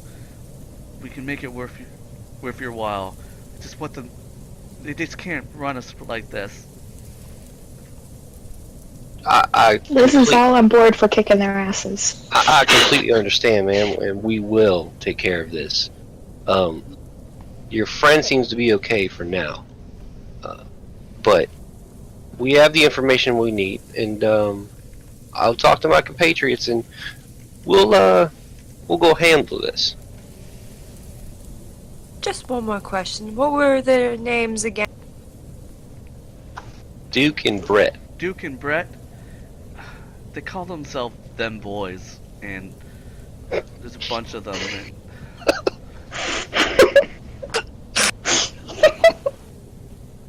Ma'am, is this funny? Sorry, I had to pick up on this is not funny at all. I promise Liz is extremely distressed. I know. You guys picked up on that. Like, I need to turn my mic off here. Cricket in my throat. Nothing more. We'll, like I said, we'll handle this, and then we'll come back and let you know when it has been taken care of. And Marion kind of looks at you, Liz, and says, "I appreciate you. You probably saved her life." Not a problem at all. Make sure your friend gets some rest. Lock the door, and I would say close shop for tonight, and don't let anyone else in. That's what we're going to do. This has never happened before. And it shouldn't. Okay, with that, you can see that they're wiping the blood away. That's kind of caked on her face and stuff like that. Deacon, where is everyone in correlation to everybody? I know that Liz and Scorch are next to Deacon. Yeah, and I think Davey Jones had wandered off and was looking at like the interior decorations. And Glass is kind of mesmerized by the scrolling on the wall that he's kind of lost. He's like hypnotized by it. Yeah. I'm just taking it all in, making sure there's no bad guys. I wandered off in thought. Oh boy. Just completely distracted by the fact that there was someone dying about 5 seconds earlier. Well, I'm sorry. My computer froze and shut off and throwing a tantrum. Oh, sad. Sad day. So I guess Deacon, well, being that Liz and Scorch are there, he's gonna look over to them. I'm sure you two are okay with us going and resolving this issue. To who? What? I say it to Scorch and Liz. Oh, Liz says hell yes, but in nicer words. I mean, Sorry, I was reading my spells.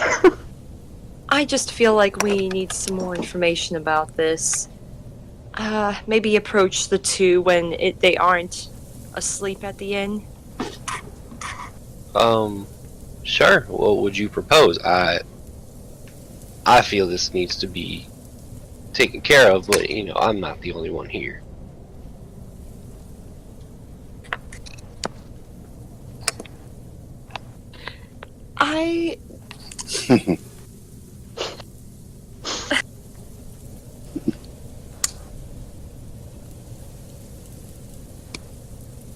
I believe we should wait for them to come out of the inn tomorrow. Not to cause a ruckus inside, No! I agree. They're there now. They might slip away. You need to bring They them could to slip justice. away in the night. That is true. They could get away now. They're right there. Look what they did to her. They need to be brought to justice. What if one of us lures them outside? Oh, I can do that. That's a good idea. Are you sure? I mean, if anyone else would like to do it, Davey, Flash. Oh, I'm up for a little bloodshed. One tongue, yes. Let's go. Ha!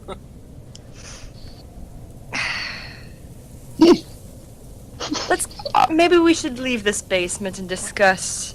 She kind of Yeah, glances over to let's the start woman. walking to the tavern or the inn, and let's talk about it. Yes. Okay, Scorch Okay. kind of. So, right behind you. what's the order as you guys leave, heading out? I think Deacon will be in front. Okay. I'll bring Davey up will the be rear. last. Or not. Same order, maybe? Yeah, Liz just kind of follows the group, so I'm not really sure where she ends up. Okay, right behind Deacon.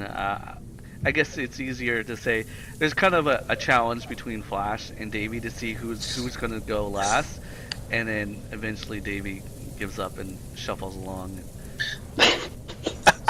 Flash takes like one final look, stares at the patterns on the walls, and heads upstairs, followed by Holly, who shuts the iron door behind you and hears and the painting kind of recedes into the, so it's kind of flush with the wall. Interesting. Now, I would say that yes, we could take a rest and think about it, but again, they did just stab somebody, and I don't know if they would want to stay around to face the consequences. Yes, the time for acting is now. I agree, Dave. I agree. I still John. feel like Charge. we are rushing into this without much knowledge. But again, I do see where you could be correct. Well, if anything, if they did just stab this woman and they are very drunk, we will see them. They will probably have blood on their person, or at least Duke will. We need to at least investigate. Agreed. But again, we Yes. need to lure them out. Yeah, you guys are standing I like agree. you guys kind of like are standing right now in the alleyway. Oh, we weren't walking to the inn? I just find that you kind of held up to discuss before you walk Yeah. out onto the main thoroughfare. As deserted as it seems Probably a right good now. thing too. We Now, could. Go ahead. Did anyone catch where this happened?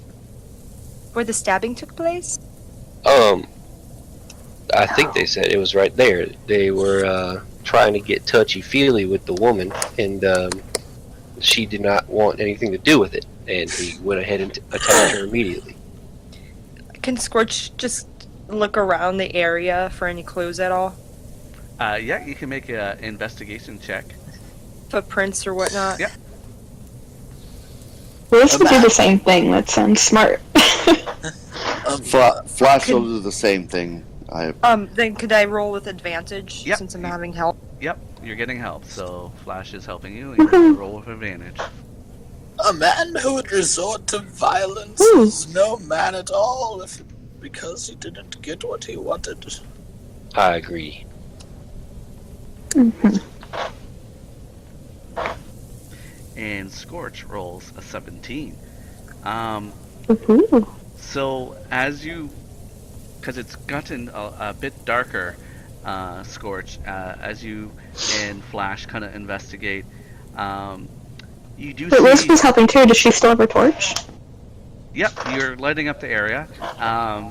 You're both investigating the ground, and because you're looking, you can obviously see in the dried ground, which is basically clay at this point, you do see little red droplets, residual droplets of splatters of someone that is kind of like bleeding a bit. Not like large, I'd say like almost like teardrops amounts of dripping every like 3 or 4 feet. In Not what enough blood. Pardon me? in what direction?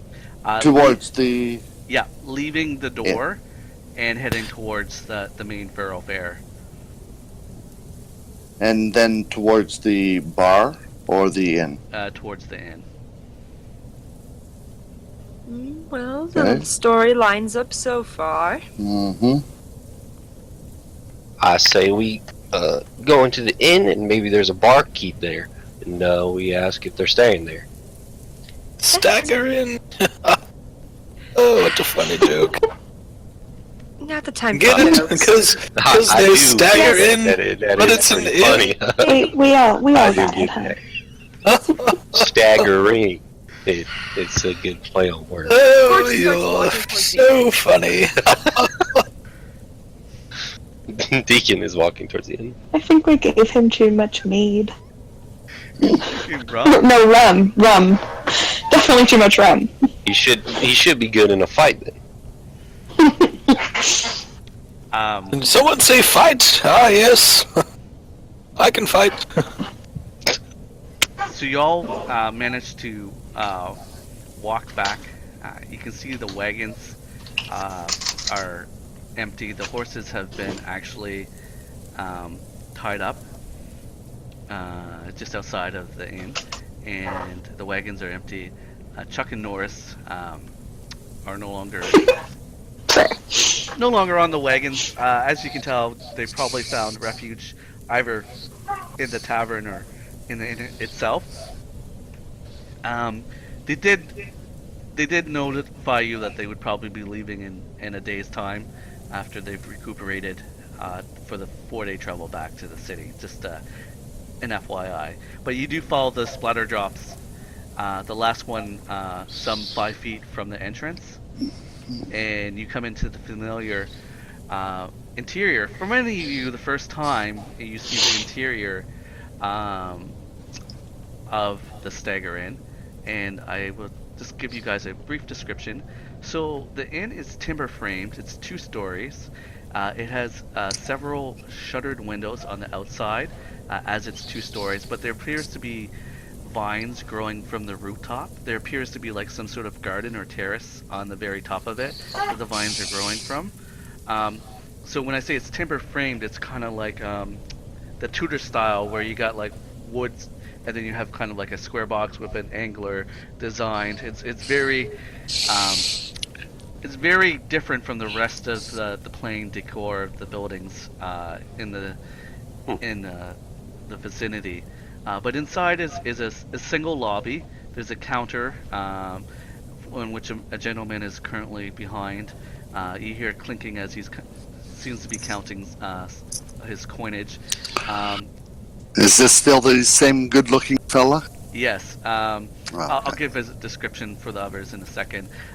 There's several silver sconces adorning the walls. There's a hallway that leads in one direction to what appears to be a den. And inside you can hear the crackling of fire from a large hearth. And you can see the backs of these tall wingback chairs that are kind of making a semicircle around the hearth. And just before the hallway, there is an alcove. You can see 4 of the large kegs that you guys have brought are neatly stacked up there, as well as several other boxes that you can see bits of dried food in. And then on the opposite corner, there's a single series of steps that lead upwards. That was all my hard work. Is there a bartender? Barkeep? No, there's a gentleman there. I'll read his description because I don't know if you guys have met Flavio. He's a physically imposing, dark-skinned elf, standing 6'1" with muscular arms and build. He has a clean white T-shirt, and when he's not behind his counter, he is wearing some sort of blue denim pants, and he has auburn hair that's parted to the right. He has a bit of pox marks on his face, but otherwise that he is very clean shaven, and he actually has a blue gem stud in his right ear. He kind of looks up. He's an elf, so he's got the pointed ears and the kind of like the very almond eyes, but he's a very buff elf. And Deacon walks over to him. Yep.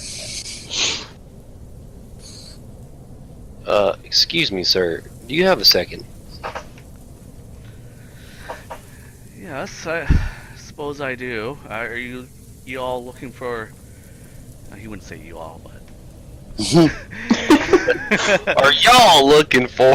No, I gotta remember all these voices I've used. He said, "Are you looking for a room?" We are looking for a specific room. Unfortunately, we are here under unfortunate circumstances. It seems, correct me if I'm wrong, there are 2 people here, one of which has committed a crime. Crime, you say? And By yeah, by whose charge? well, he did stab a woman. So I would consider that a crime in most places you would visit. Can Scorch kind of pretend to not be associated with the group? Kind of walk off to the side and Yeah. kind of pretend to be waiting her turn. Yep. So okay, what I'll do is because we're using Theater of the Mind, I'll just cycle back, and as Deacon approaches the innkeeper, I'll have everyone just kind of sound off on what they're doing for positioning, so everyone has a general sense. So how far away do you want to be, Scorch? Like, he's walked right up to this is like a 20-foot room. Just how you would typically be standing behind someone in line, kind of at a bank. That's the best I can, just kind of enough to give some distance for privacy. Okay. And kind of I can envision you kind of crossing your arms when will this person hurry up so I can... Yeah. Okay. What about everyone else? Flash will go into the alcove and be very alert to what's going on. Okay, you go stand next to the alcove, kind of lean on a keg and kind of observe and look with one eye. Yeah. Okay. Liz, Davy Jones. Yeah, Liz kind of walked up with Deacon, but she's Okay. letting him like do the talking. Okay, I can see that. But she's not thrilled. She's just not a very talky person in general. So Absolutely. Davey's still enthralled with the sign. He thinks it's incredibly He's kind funny. of standing on the threshold, like, kind of inquisitively looking at it and laughing to himself. That's what I see. It's him doing. almost like he forgets that it's a joke, and then he re-figures out that it's a joke. That is amazing. I love that so much. Okay, so now that I have a sense of what everyone's doing, we'll continue on with Deacon negotiating. Yeah, apparently this Duke character stabbed a woman, so I'm pretty sure that's a crime in any place. Am I correct? Yes and no. Like, we have a don't ask, don't tell policy here. I try to protect the privacy of all my patrons. Anyone can come in here and accuse anyone of anything. This is true, and unfortunately we are also looking for clues to make sure this story checks out. We were just escorted to, I don't know if you... Do we know what the building is called that we were escorted to? You do not. Or we do not. what did they say they do again? They're like a brothel. Burlesque show. They're a troupe of performers. Yeah. Okay. To put it I thought we went with brothel for a minute there. No, no Very touchy, PC. no touchy. We were escorted by this woman. She ran into the tavern we were in, the Pissing Well, and she was screaming about someone being stabbed. Well, we were led down there, and indeed there was someone stabbed, and we had my friend here, Liz. Thankfully, she was there and she saved her. She was pretty banged up, and we followed the blood trails from her all the way to your tavern. And if you were to look outside your tavern door, there's about one speck of blood, a couple specks of blood right outside your door. So it seems that the culprit did come back here. Okay, you see him kind of say that to you. I'm gonna have you roll a persuasion check. Oh no. And how do you spell- Paladin, Christmas, that's your wheelhouse. No, it's not. Oh, I'm proficient in it. No, it's a saving throw. Never mind. I'm actually not. Okay. This should be great. Did I spell that right? Hey, there we go. Hi! Hey, I have a +1. Deacon I rolled an a- 18. gets Damn, I have a 19. +3. You should have more than +1. Sorry. So you see Flavia kind of like kind of flexes very muscular, like think of Terry Crews, kind of very buff guy, and just kind of cracks his knuckles, and he kind of puts his elbows on the table and kind of crosses his fingers in front of him, and he says, "You make a convincing argument. I didn't catch your name." My name is Deacon Ironheart. What was your name again? Well, people have troubles because my name in Elven is Flavion, Biona, Flavinga, but people call me Flavia Flav, just for fun. It's easier for most people to say. Anyways, as I was saying, a very don't ask, don't tell policy here, but you make a convincing argument. So what I'm going to do is I'm going to close my ledger book, and you see him kind of like take the book that's kind of in front of him and close it, leather bound, many parchment inside, and excuse myself to use the bathroom. And that is what I'm going to do in this situation. He cinches up, kind of slides the coins that he was counting into a chest, and then he kind of takes a gold key off of his pocket and like locks it and puts it under his hand, and he then makes his way down the hallway to the den. As he said he was going to do all that, Deacon nods to him. When he's gone, Deacon's gonna look through and see what room Duke is in.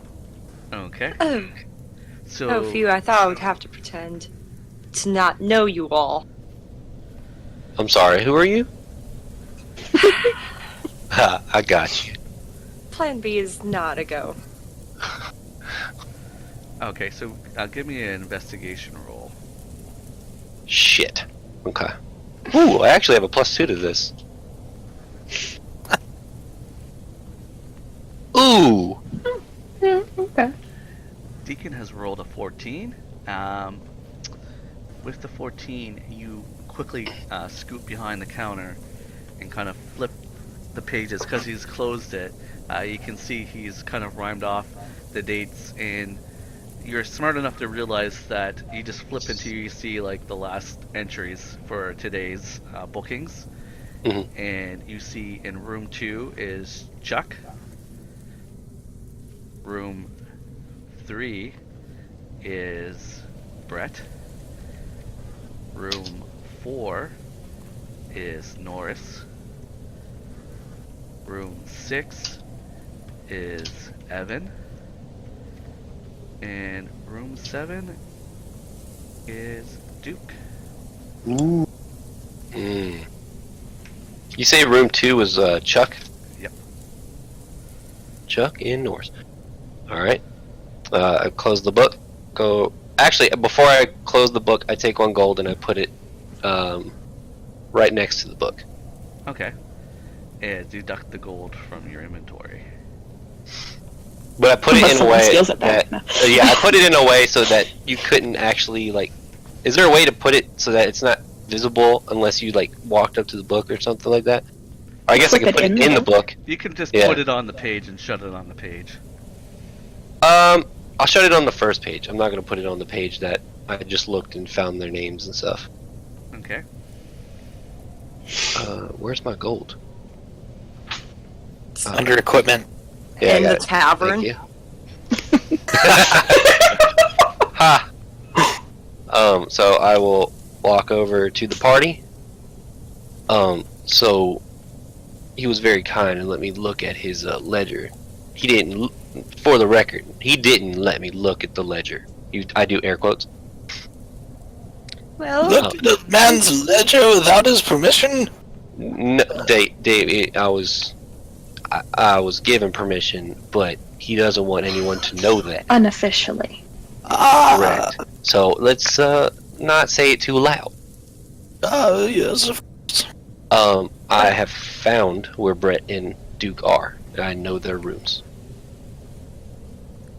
well, I feel as though we should take them one by one and lead them out of the inn, deal with one and then the other. We could just throw them out the windows, respectively.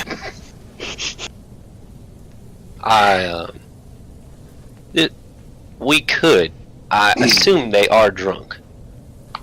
We could just go after Duke immediately and knock on his door, say that we're housekeeping, or if anyone has any other ideas. I'm quite sure I could just go in there and handle this very quietly and I don't think. Well, without getting into too much of a mess. I don't know if we want to kill them. We As at much least as- need to confirm all of this. Correct. We also, if it comes to it, we might have to, but I don't know if we want to actually kill them. We can Okay. take them as criminals. Hmm. But on what charge? Again, there wasn't any Hmm. area around here. What even is the law around here? Assault. It would be more. Perhaps the trolls would be hungry. Yes, we could feed them to the troll. If only someone would have asked where the bridge was. Oh yeah, Flash, you talk to those people. Where is the bridge? Well, we got to talk to Billy Bob. Oh, He owns the farm, big ranch just north of here, okay. and he will give us all those answers. I got it. See, I don't see the. What gives us the authority to deal with this? The lady We asked can't us let them get for away with help. And there doesn't appear to be any law in this town whatsoever. So we must act as such. Hmm. Plus, she did say she would give us some gold. And we have Mr. Ironheart, doer of all good. I mean, no one died. As I said, we don't have to kill these people. We can arrest them. And put them where? This is quite the moral quandary, isn't it? Only for some. Wait, did the DM say that, or did another character say that? I'm just enjoying It's myself. the right voice now. of all of our conscience. Yeah. God? I this hear case, yes. something. I feel I like hear a voice. I feel like the troll payout will come much grander than from some poor woman. Perhaps we could merely throw them out of town and threaten them if they ever come back, and all that. That is true. We could run them out Yes. of town. That's That an is a idea. great Of course. idea, Davey. Of course, we would relieve them of all of their burdens beforehand. Of course. Oh, Of yes. course. I think Okay. we found our plan. To Again, Duke's room? Yes, I believe that we should lead them out of the inn one by one, so they're unsuspecting, and then bring them all What? out to... Before we go do this, there are two people, Duke and Brett. If Brett hears that we are at Duke's room, he might come out and try something. So should we station some people near it? Or just split, Yes. split up and take both rooms and... Well, we shouldn't be too far from each other. Brett's in room 3 and Duke's in room 7. I think they're around the same place. Yeah. I could sit in front of Brett's door. I'm rather immovable. Considering if the door closes inward or outward. Touche. I would enjoy if I could head to Duke's room if anyone would want to come with me. You take Duke's room and whoever you need to go with you, and I'll go to the other room, room 3, and subdue the gentleman in. I feel like I can deal with Duke quite easily. Okay, so I'll go to Brett's room then. Thank you. Liz, where would you like to go? She would have picked Duke. Who's going where again? So I will take Liz, and I will take Scorch, and Flashy will take Davey. Yeah. If anybody needs help, let us know, and we will come running. Yeah. Sounds Very good. great. Sounds good. Let's go get him. The Batman noise. Yeah. Just give me 1 second. I'll just grab a little bit of the rope out here on the wagon. Yes, I have some rope on my person. Maybe that will help. I also have a crowbar. Yeah. That'll Let's be see. for opening the Why I door. need crowbar. Oh, I don't think I need a crowbar to open the door. And Davey pulls out his rope and starts showing everybody a really cool sea knot. This is how you really tie a knot if you really want to know. Well, Davey, I Okay. would assume you will be in charge of hog tying our friend. Of Scorch. course. Okay, as you guys go upstairs, single file, what is the marching order? Deacon Well- is in front. Scorch Three probably going, Deacon. 3 going to the main guys. Will have to go first because I would assume 7 is further on than 3. I'll let them go first, and then we stop at 3. First thing I'll do is check to see if the door is even locked, and if it is locked, I will proceed to pick the lock. Quick question: How can we see each other from the rooms? Well, you guys haven't gone upstairs yet. I wanted to get a marching order because Oh. it's obviously single file heading up to the second floor. Yep. And Flash just said maybe the people going to the higher number of rooms should lead the way. Yeah, a Deacon would be in front. And Owl said Liz would be behind Deacon. And Scorch behind Liz. Okay, and then it would be Flash and then Davey. Yeah. Alright, so as Deacon, you come up the stairs. I would like you to make a stealth check. Oh, great. Guys, I'm a paladin with heavy armor. This should be Great disadvantage. This is gonna be wonderful. Oh yeah, you're at disadvantage with your. Ow! See how bad it is. Natural. Oh my gosh! Wow, it's not a nat 1, but yeah, Deacon has rolled a 4. So as you're coming up, you hear the squeaking of the armor and the heavily as he tries to tiptoe, but still makes a large thud sound as he's stepping up the stairs. As you come to the top of the landing, Deacon, what you see is you're facing straight, and then there's a corridor, and you see right away the corridor goes 1, 2, 3, 4, and then at the end of the corridor, just past the 4th door, you see the corridor continue, kind of makes like an L, or I would say a more aptly a right angle.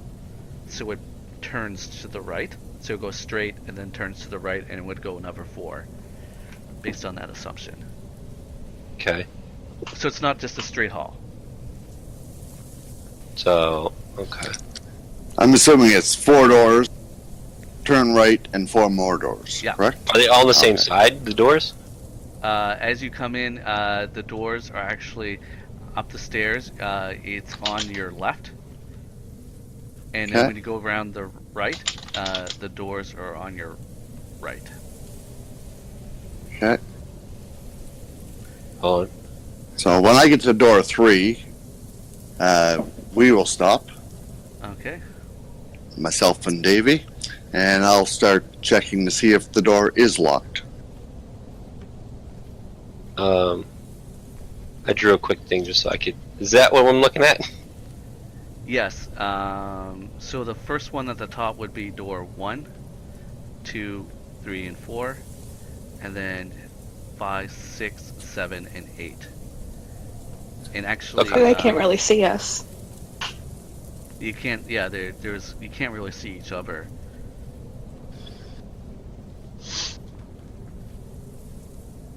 And there's actually like at the end of the corridor, you can actually see like a little stairwell that goes up, assumably to the rooftop. Okay. Deacon is going to. Are we at the door already? Yeah. So Flash, go ahead and give me an investigation check with advantage. How do you do advantage? Just type in ADV. yeah after I see investigation. Okay. As you're attempting to examine the lock, see if it's locked.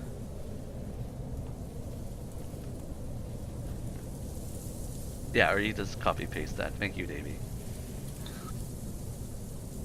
I see. ADV. 17. And as I'm doing my investigation, I'll be asking Davey, would he perhaps have some sort of a command or sleep or some way to make this gentleman be less aggressive when we enter his room? I do have a rather command presence. Okay, that'd be lovely. All right. Okay. So Flash, you with the sensors, you automatically, you don't even have to test it. You were kind of probing with your lockpick tools. You know the door is locked, so now you're Okay. going to have to use your tools to make a sleight of hand check Okay. which to pick it. And while you're gonna make that roll, Deacon, Scorch, Liz, you've all come to the end and you're outside the door. What would you three like to do? Deacon just put his hand on the door knob and, like, is it locked? If he was to turn it just a tiny bit? You turn it, and the door does not give any resistance. So it's not locked. As far would as I you know? can tell, you could easily just fling it open if you wanted to. Okay, so door appears to not be locked. That's... Well, what can you expect? Kind of from strange. Captain? Well, he's True. drunk. True. This is true. I mean, if you would let me ahead, I could sneak into the room. Oh, of course, go ahead. Go ahead. Alright, so Scorch is gonna kind of sneak into the room off to the side. So you're gonna get in front of Deacon and open the door. Yeah, just trying to be really quiet. Okay. Flash, can you give me that roll, please? Davey, can you link it for him to make it easier? He's just doing a sleight of hand for his lockpick. Yeah, 18. Yes. You, with the aid of your thieves' tools, you were able to. And you hear the faint click as the door opens before you. And you're like, success. Okay. Davey, the show is yours. Alright, what's it look like inside? So, Flash, are you gonna push the door open?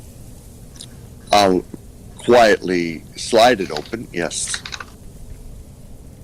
But I'll be low to the ground, so Davey has a good view into the room, and basically unobstructed by myself. Okay, so you crouch down really low.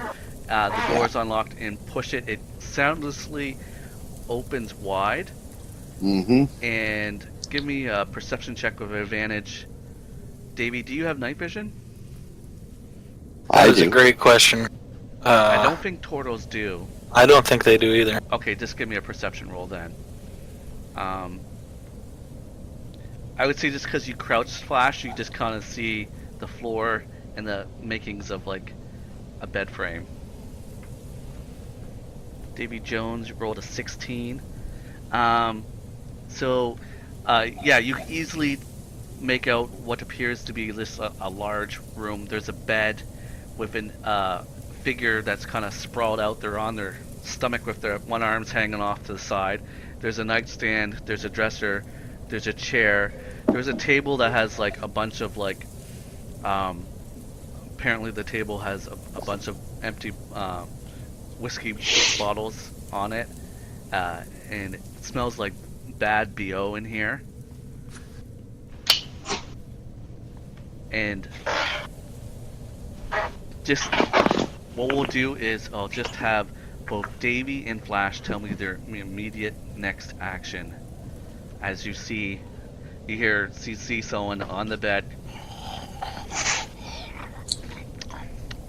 Move quickly to the bed. My reaction would be to stifle any loud noises. The gentleman is going to wake when Davey takes control of him. Okay, and Davey, what is your action? I will.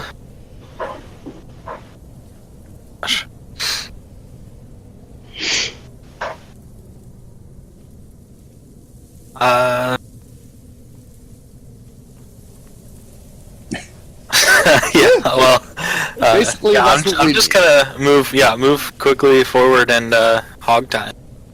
Oh, you're gonna start tying them up. Yeah, like a sailor. with my special knot tying skills. Okay. I'm going for the head and the mouth. You're gonna Keep him put quiet. a pillow over him, like he's laying on his Pillow. stomach. Okay. Yeah. All right. Hold that thought. We're switching back to Scorch, Deacon, and Liz, as Scorch takes a hold of the handle and turns it, finding no resistance.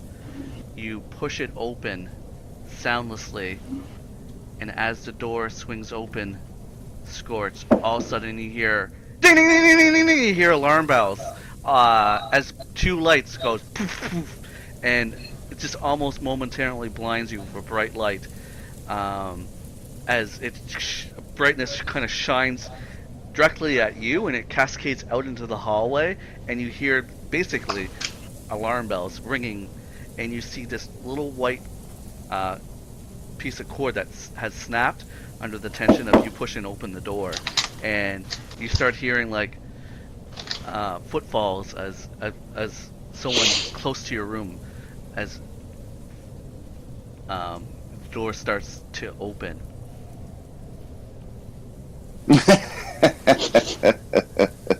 Scorch will. So she's blinded right now? Right now, I would say that Scorch, your immediate action is you're blinded, you can't see anything. Basically, the alarms went off, and then the light lit up in your face, and all you can see is like white stars. So I'd say, based on that, you're just going to be just basically would lose that moment. I'll get Deacon and Liz to tell me their actions in this instance. So were we blinded at all? Like, did it just hit her mainly? It kind of hit you guys. Or him?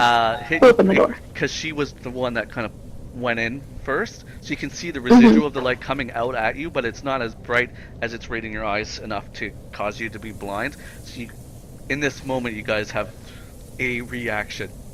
Where are the footballs coming from? You just hear basically noises from like the other ends of the room, because this alarm is ringing out loud that everyone can hear it. Deacon, if he can, will kind of usher Scorch back a little bit. Yeah, I was gonna say Liz like grabbed and pulled her back, so I'm not sure which one was good He's for. gonna open the door and just stand in the doorway. What do I see? Right now, it's if you try to stand in the doorway and look in, you'd have to make a perception with disadvantage because it's so bright. Oh, it's still going. Oh yeah, in this moment. I'm just basically slowing time down to get everyone's action. So in this 6-second interval where immediately like Scorch is blinded, you can look in the room, but it would be at disadvantage because it's Okay. Liz's reaction was to like grab I rolled Scorch a nat and pull her back 22. and cover Damn her it. eyes and all that, so. Alright, even with a disadvantage, Deacon, with a 17, you just like really super intense, and like, I'm gonna look right at that sun, and I'm gonna stare it down.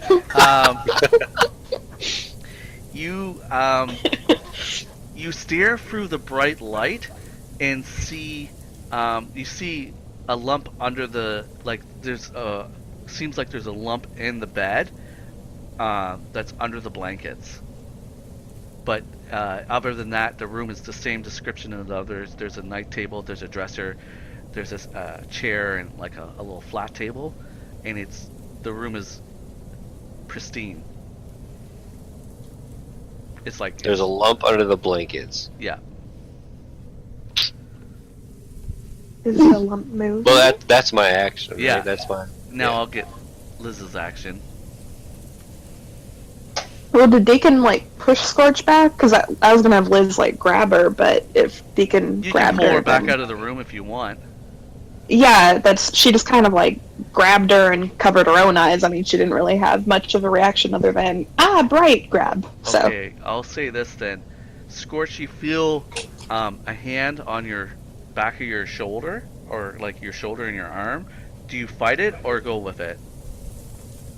I'd have to go with it because, like, she knows that they're behind her. Okay, so I'll say there's no resistance, so Liz, you're able to pull Scorch out of the room, and Scorch, you kind of come to your senses as your eyes are just, little starbursts are going off at this moment. Yeah, like she didn't pull her far, just enough to like not be blind. Okay.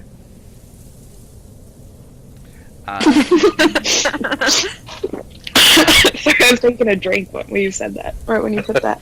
I would like everyone, just in this moment, to roll initiative. I just want So that's C initiative. Just, yeah. I see in it, I think. In it or initiative, yeah. Did I do it right? Both work. Both work. Oh, look at that. Oh, mine didn't work. Mine didn't work. Someone cue up the Star Trek fight music where it goes. Oh, come on!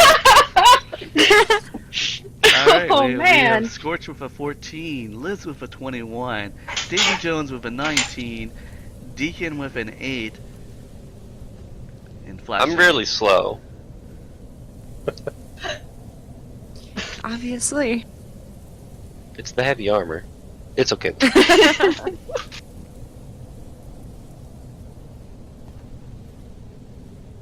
What is it? 1d6? No, it's the Oh, There's one a D- C in it. I see an initiative. We'll roll it. Oh, okay. Exclamation C, right? I always call it an I2, Dan. You're not alone. Yeah, it's easier. I must say, Jonathan, your memes are on point tonight. Yes. A 7. Yes, I don't have the worst initiative. What Ugh. do you call a 3 pumped camel? There we go. Alright, so new round. Liz, you've just pulled Scorch into the hallway. What do you do?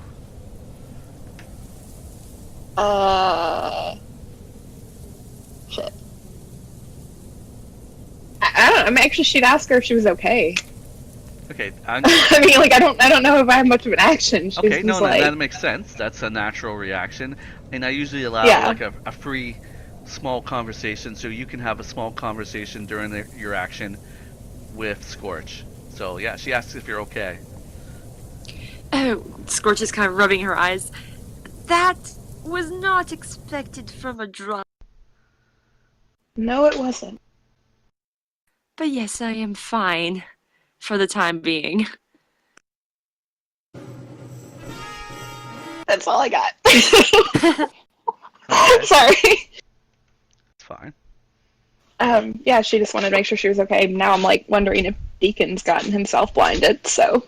Alright, so we'll jump to Davy Jones. I'm gonna try to tie his feet, tie up his hands, and then connect them with a rope. Alright, so you immediately react by jumping onto the form. I'm going to have an opposed roll. You'll have an advantage. You want to use strength or dexterity? Because you're going to have to try to pin them down and then tie them up. Well, they're actually both the same, so. You decide. Let's go Dex.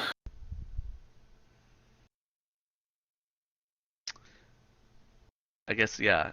So, go ahead and just make a dex check.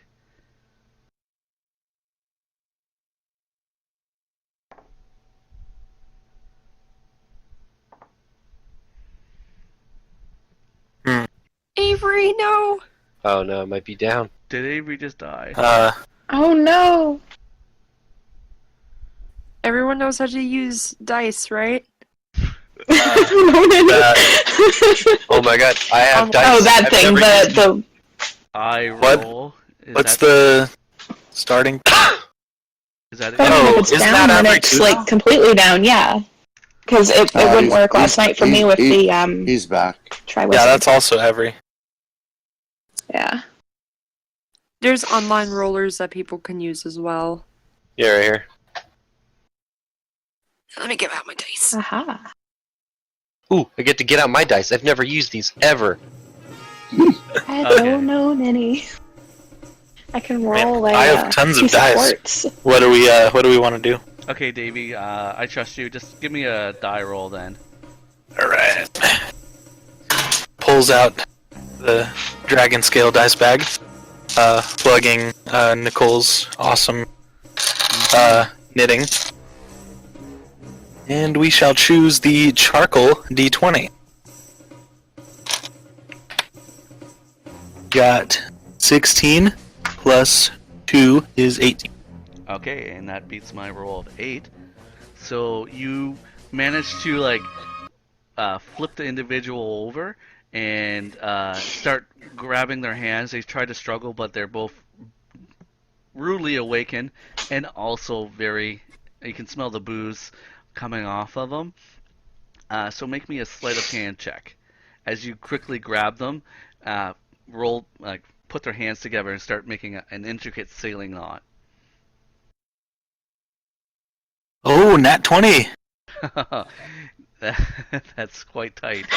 Very good. I'm not only a sailor, I'm a Boy Scout. Don't resist, son. This is why you're good. All right. So that would Scorch's turn. Kind of blink Well- twice, and yeah, your vision comes to you, and you see Liz is in front of you.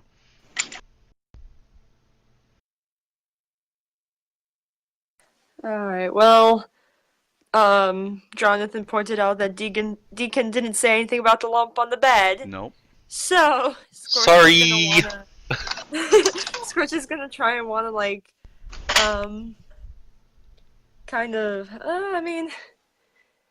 maybe just do a quick check to make sure there's no other traps around, All right. first of all. You have dice handy?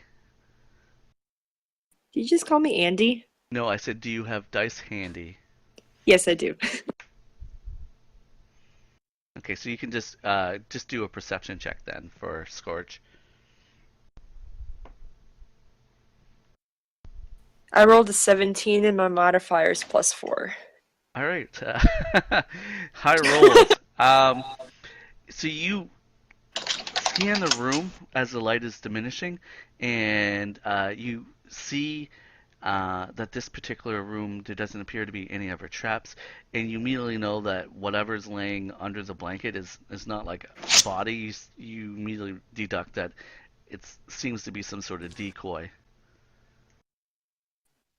Can I talk to the others? Oh yeah, you're allowed We're all gonna die. a couple of words. Guys, whatever that thing under the bed is, or the blanket, that's not quite who we are looking for. Don't go near It it. seems like they were expecting someone. Oh, Yeah, you can Okay. because it rolls right into your turn, Deacon. So you can. can I look around? Do I see anything else other than that little lump? Like, is someone hiding? No, Or- because it's like it's a room. There is a window, but the window is shut. The curtains are closed. The room is, like I said, it's neat and clean. Other than the thread that snapped and sparked the alarm and the light, you kind of look over, and Scorch has pointed out that that seems not like there's no one over there. It's a crude attempt to make some sort of decoy. Okay. Is Scorch in the door, or is she in the room? You're kind of like standing in the room, and Scorch just kind of came behind you and kind of like peeked over your shoulder to look. And Liz is like still kind of in the hallway.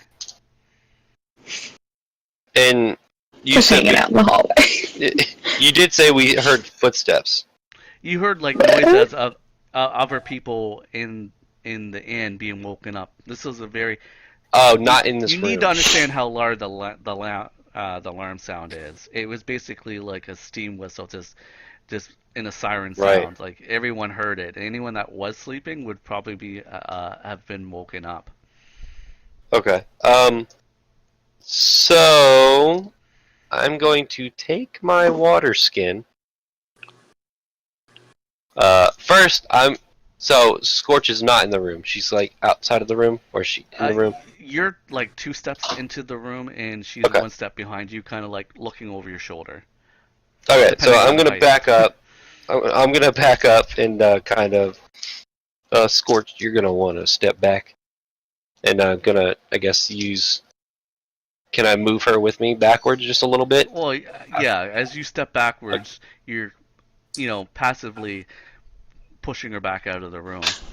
Okay, I'm gonna take my water skin, and I'm gonna throw it at that thing on the bed. Okay. Oh.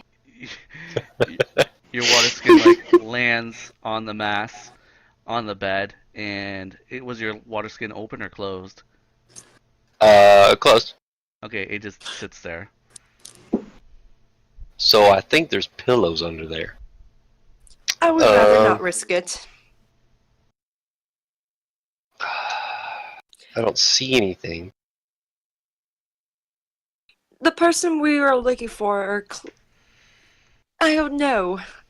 They're clearly not here. I am going to. I still have movement, right? Yep.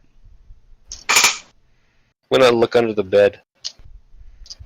Well, you step Move back over. out of the room. I guess you can move forward, and you want to lower yourself on the floor and look under the bed. You sure you want to Nothing. do that, Deacon? Famous last words. Am I? Are you sure? I just need clarity. Yes. I mean, I said it, so I guess I have True, to. so I have didn't to. look I have under to the stay bed. with Oh, it. fuck. So Deacon goes back into the room after passively moving Scorch out into the hallway, and just drops on all fours, lifts up the side of the blanket, and looks Whoa. under the because there's a blanket on the bed, right? So you I, lift up. I the meant look- under the bed, not under the covers. No. So It's draped over, so it's Okay, like okay, hiding okay, that okay. unless Yeah. you move Yeah, it. sorry. Yeah, you open like up bed skirt style. Yeah. You pull it up and look, and underneath the bed, you see the Dun, dun, dun. biggest, largest Dun dun dun. dust bunny you'd ever seen. You're like, my God, they don't clean under the bed down here. You're just Oh. Bad review on Yelp. totally. They really now. clean their room. man. And we'll leave it Oh, there. man. And jumping to Flash, you see this old man, this old Toro that has moved almost sloth-like, react as quick as you can have ever seen anyone move to like flip this individual over, and all of a sudden, and his hands are now bound behind his back, and in a drunken kind of, you're gonna regret that. And I will be stuffing something into it, either a pillowcase or pillow or socks if they happen to be laying around. Okay, you see on his nightstand stinky socks that he peeled off before he passed out, and he shoved Perfect. those right That's in messed up. in his Just- mouth. He's Yeah, exactly. And as soon as that's done, I'll high five Davey. That was awesome. Oh, yes.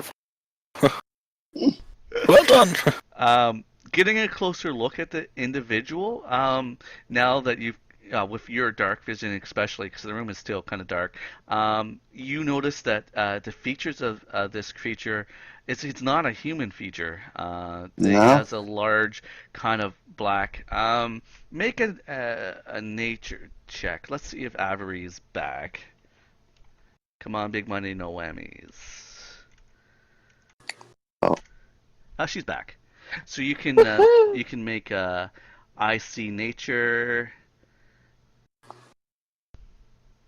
I see nature. Yep.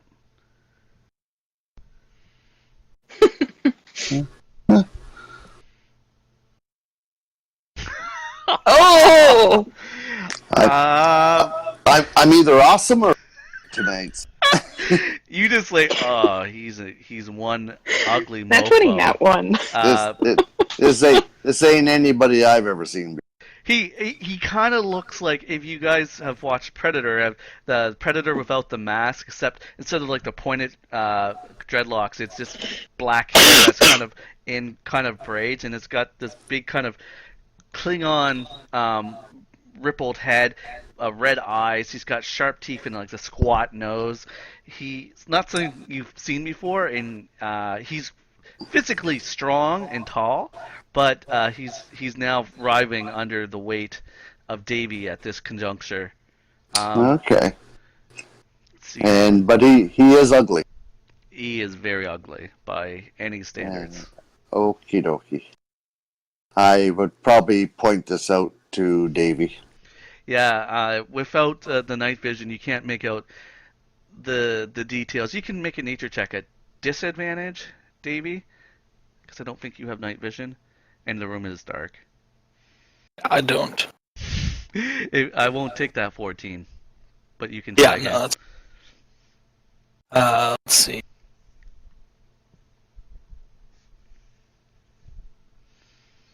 Wow. Oh! Matt, zero! Not only is it dark, but your eyes don't see as well they used to see. Being an older gentleman, you just take, cause you see Flash there, and he's like, ugh. Like, you've heard that expression. It's like when he eats something bad and disgusting that leaves a bad taste in his mouth, and you're like, he that ugly? And Flash would probably nod and say, Uh-huh. That's good. Wow.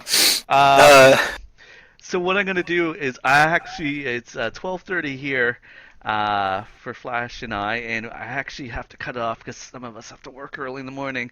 But yeah, we're well on the way of the one shot. I definitely like to get everyone together to wrap this up. The one shots usually you can break them into pieces. But anyways. I know. Did everyone David, have fun? Yeah. Yeah. This was really fun.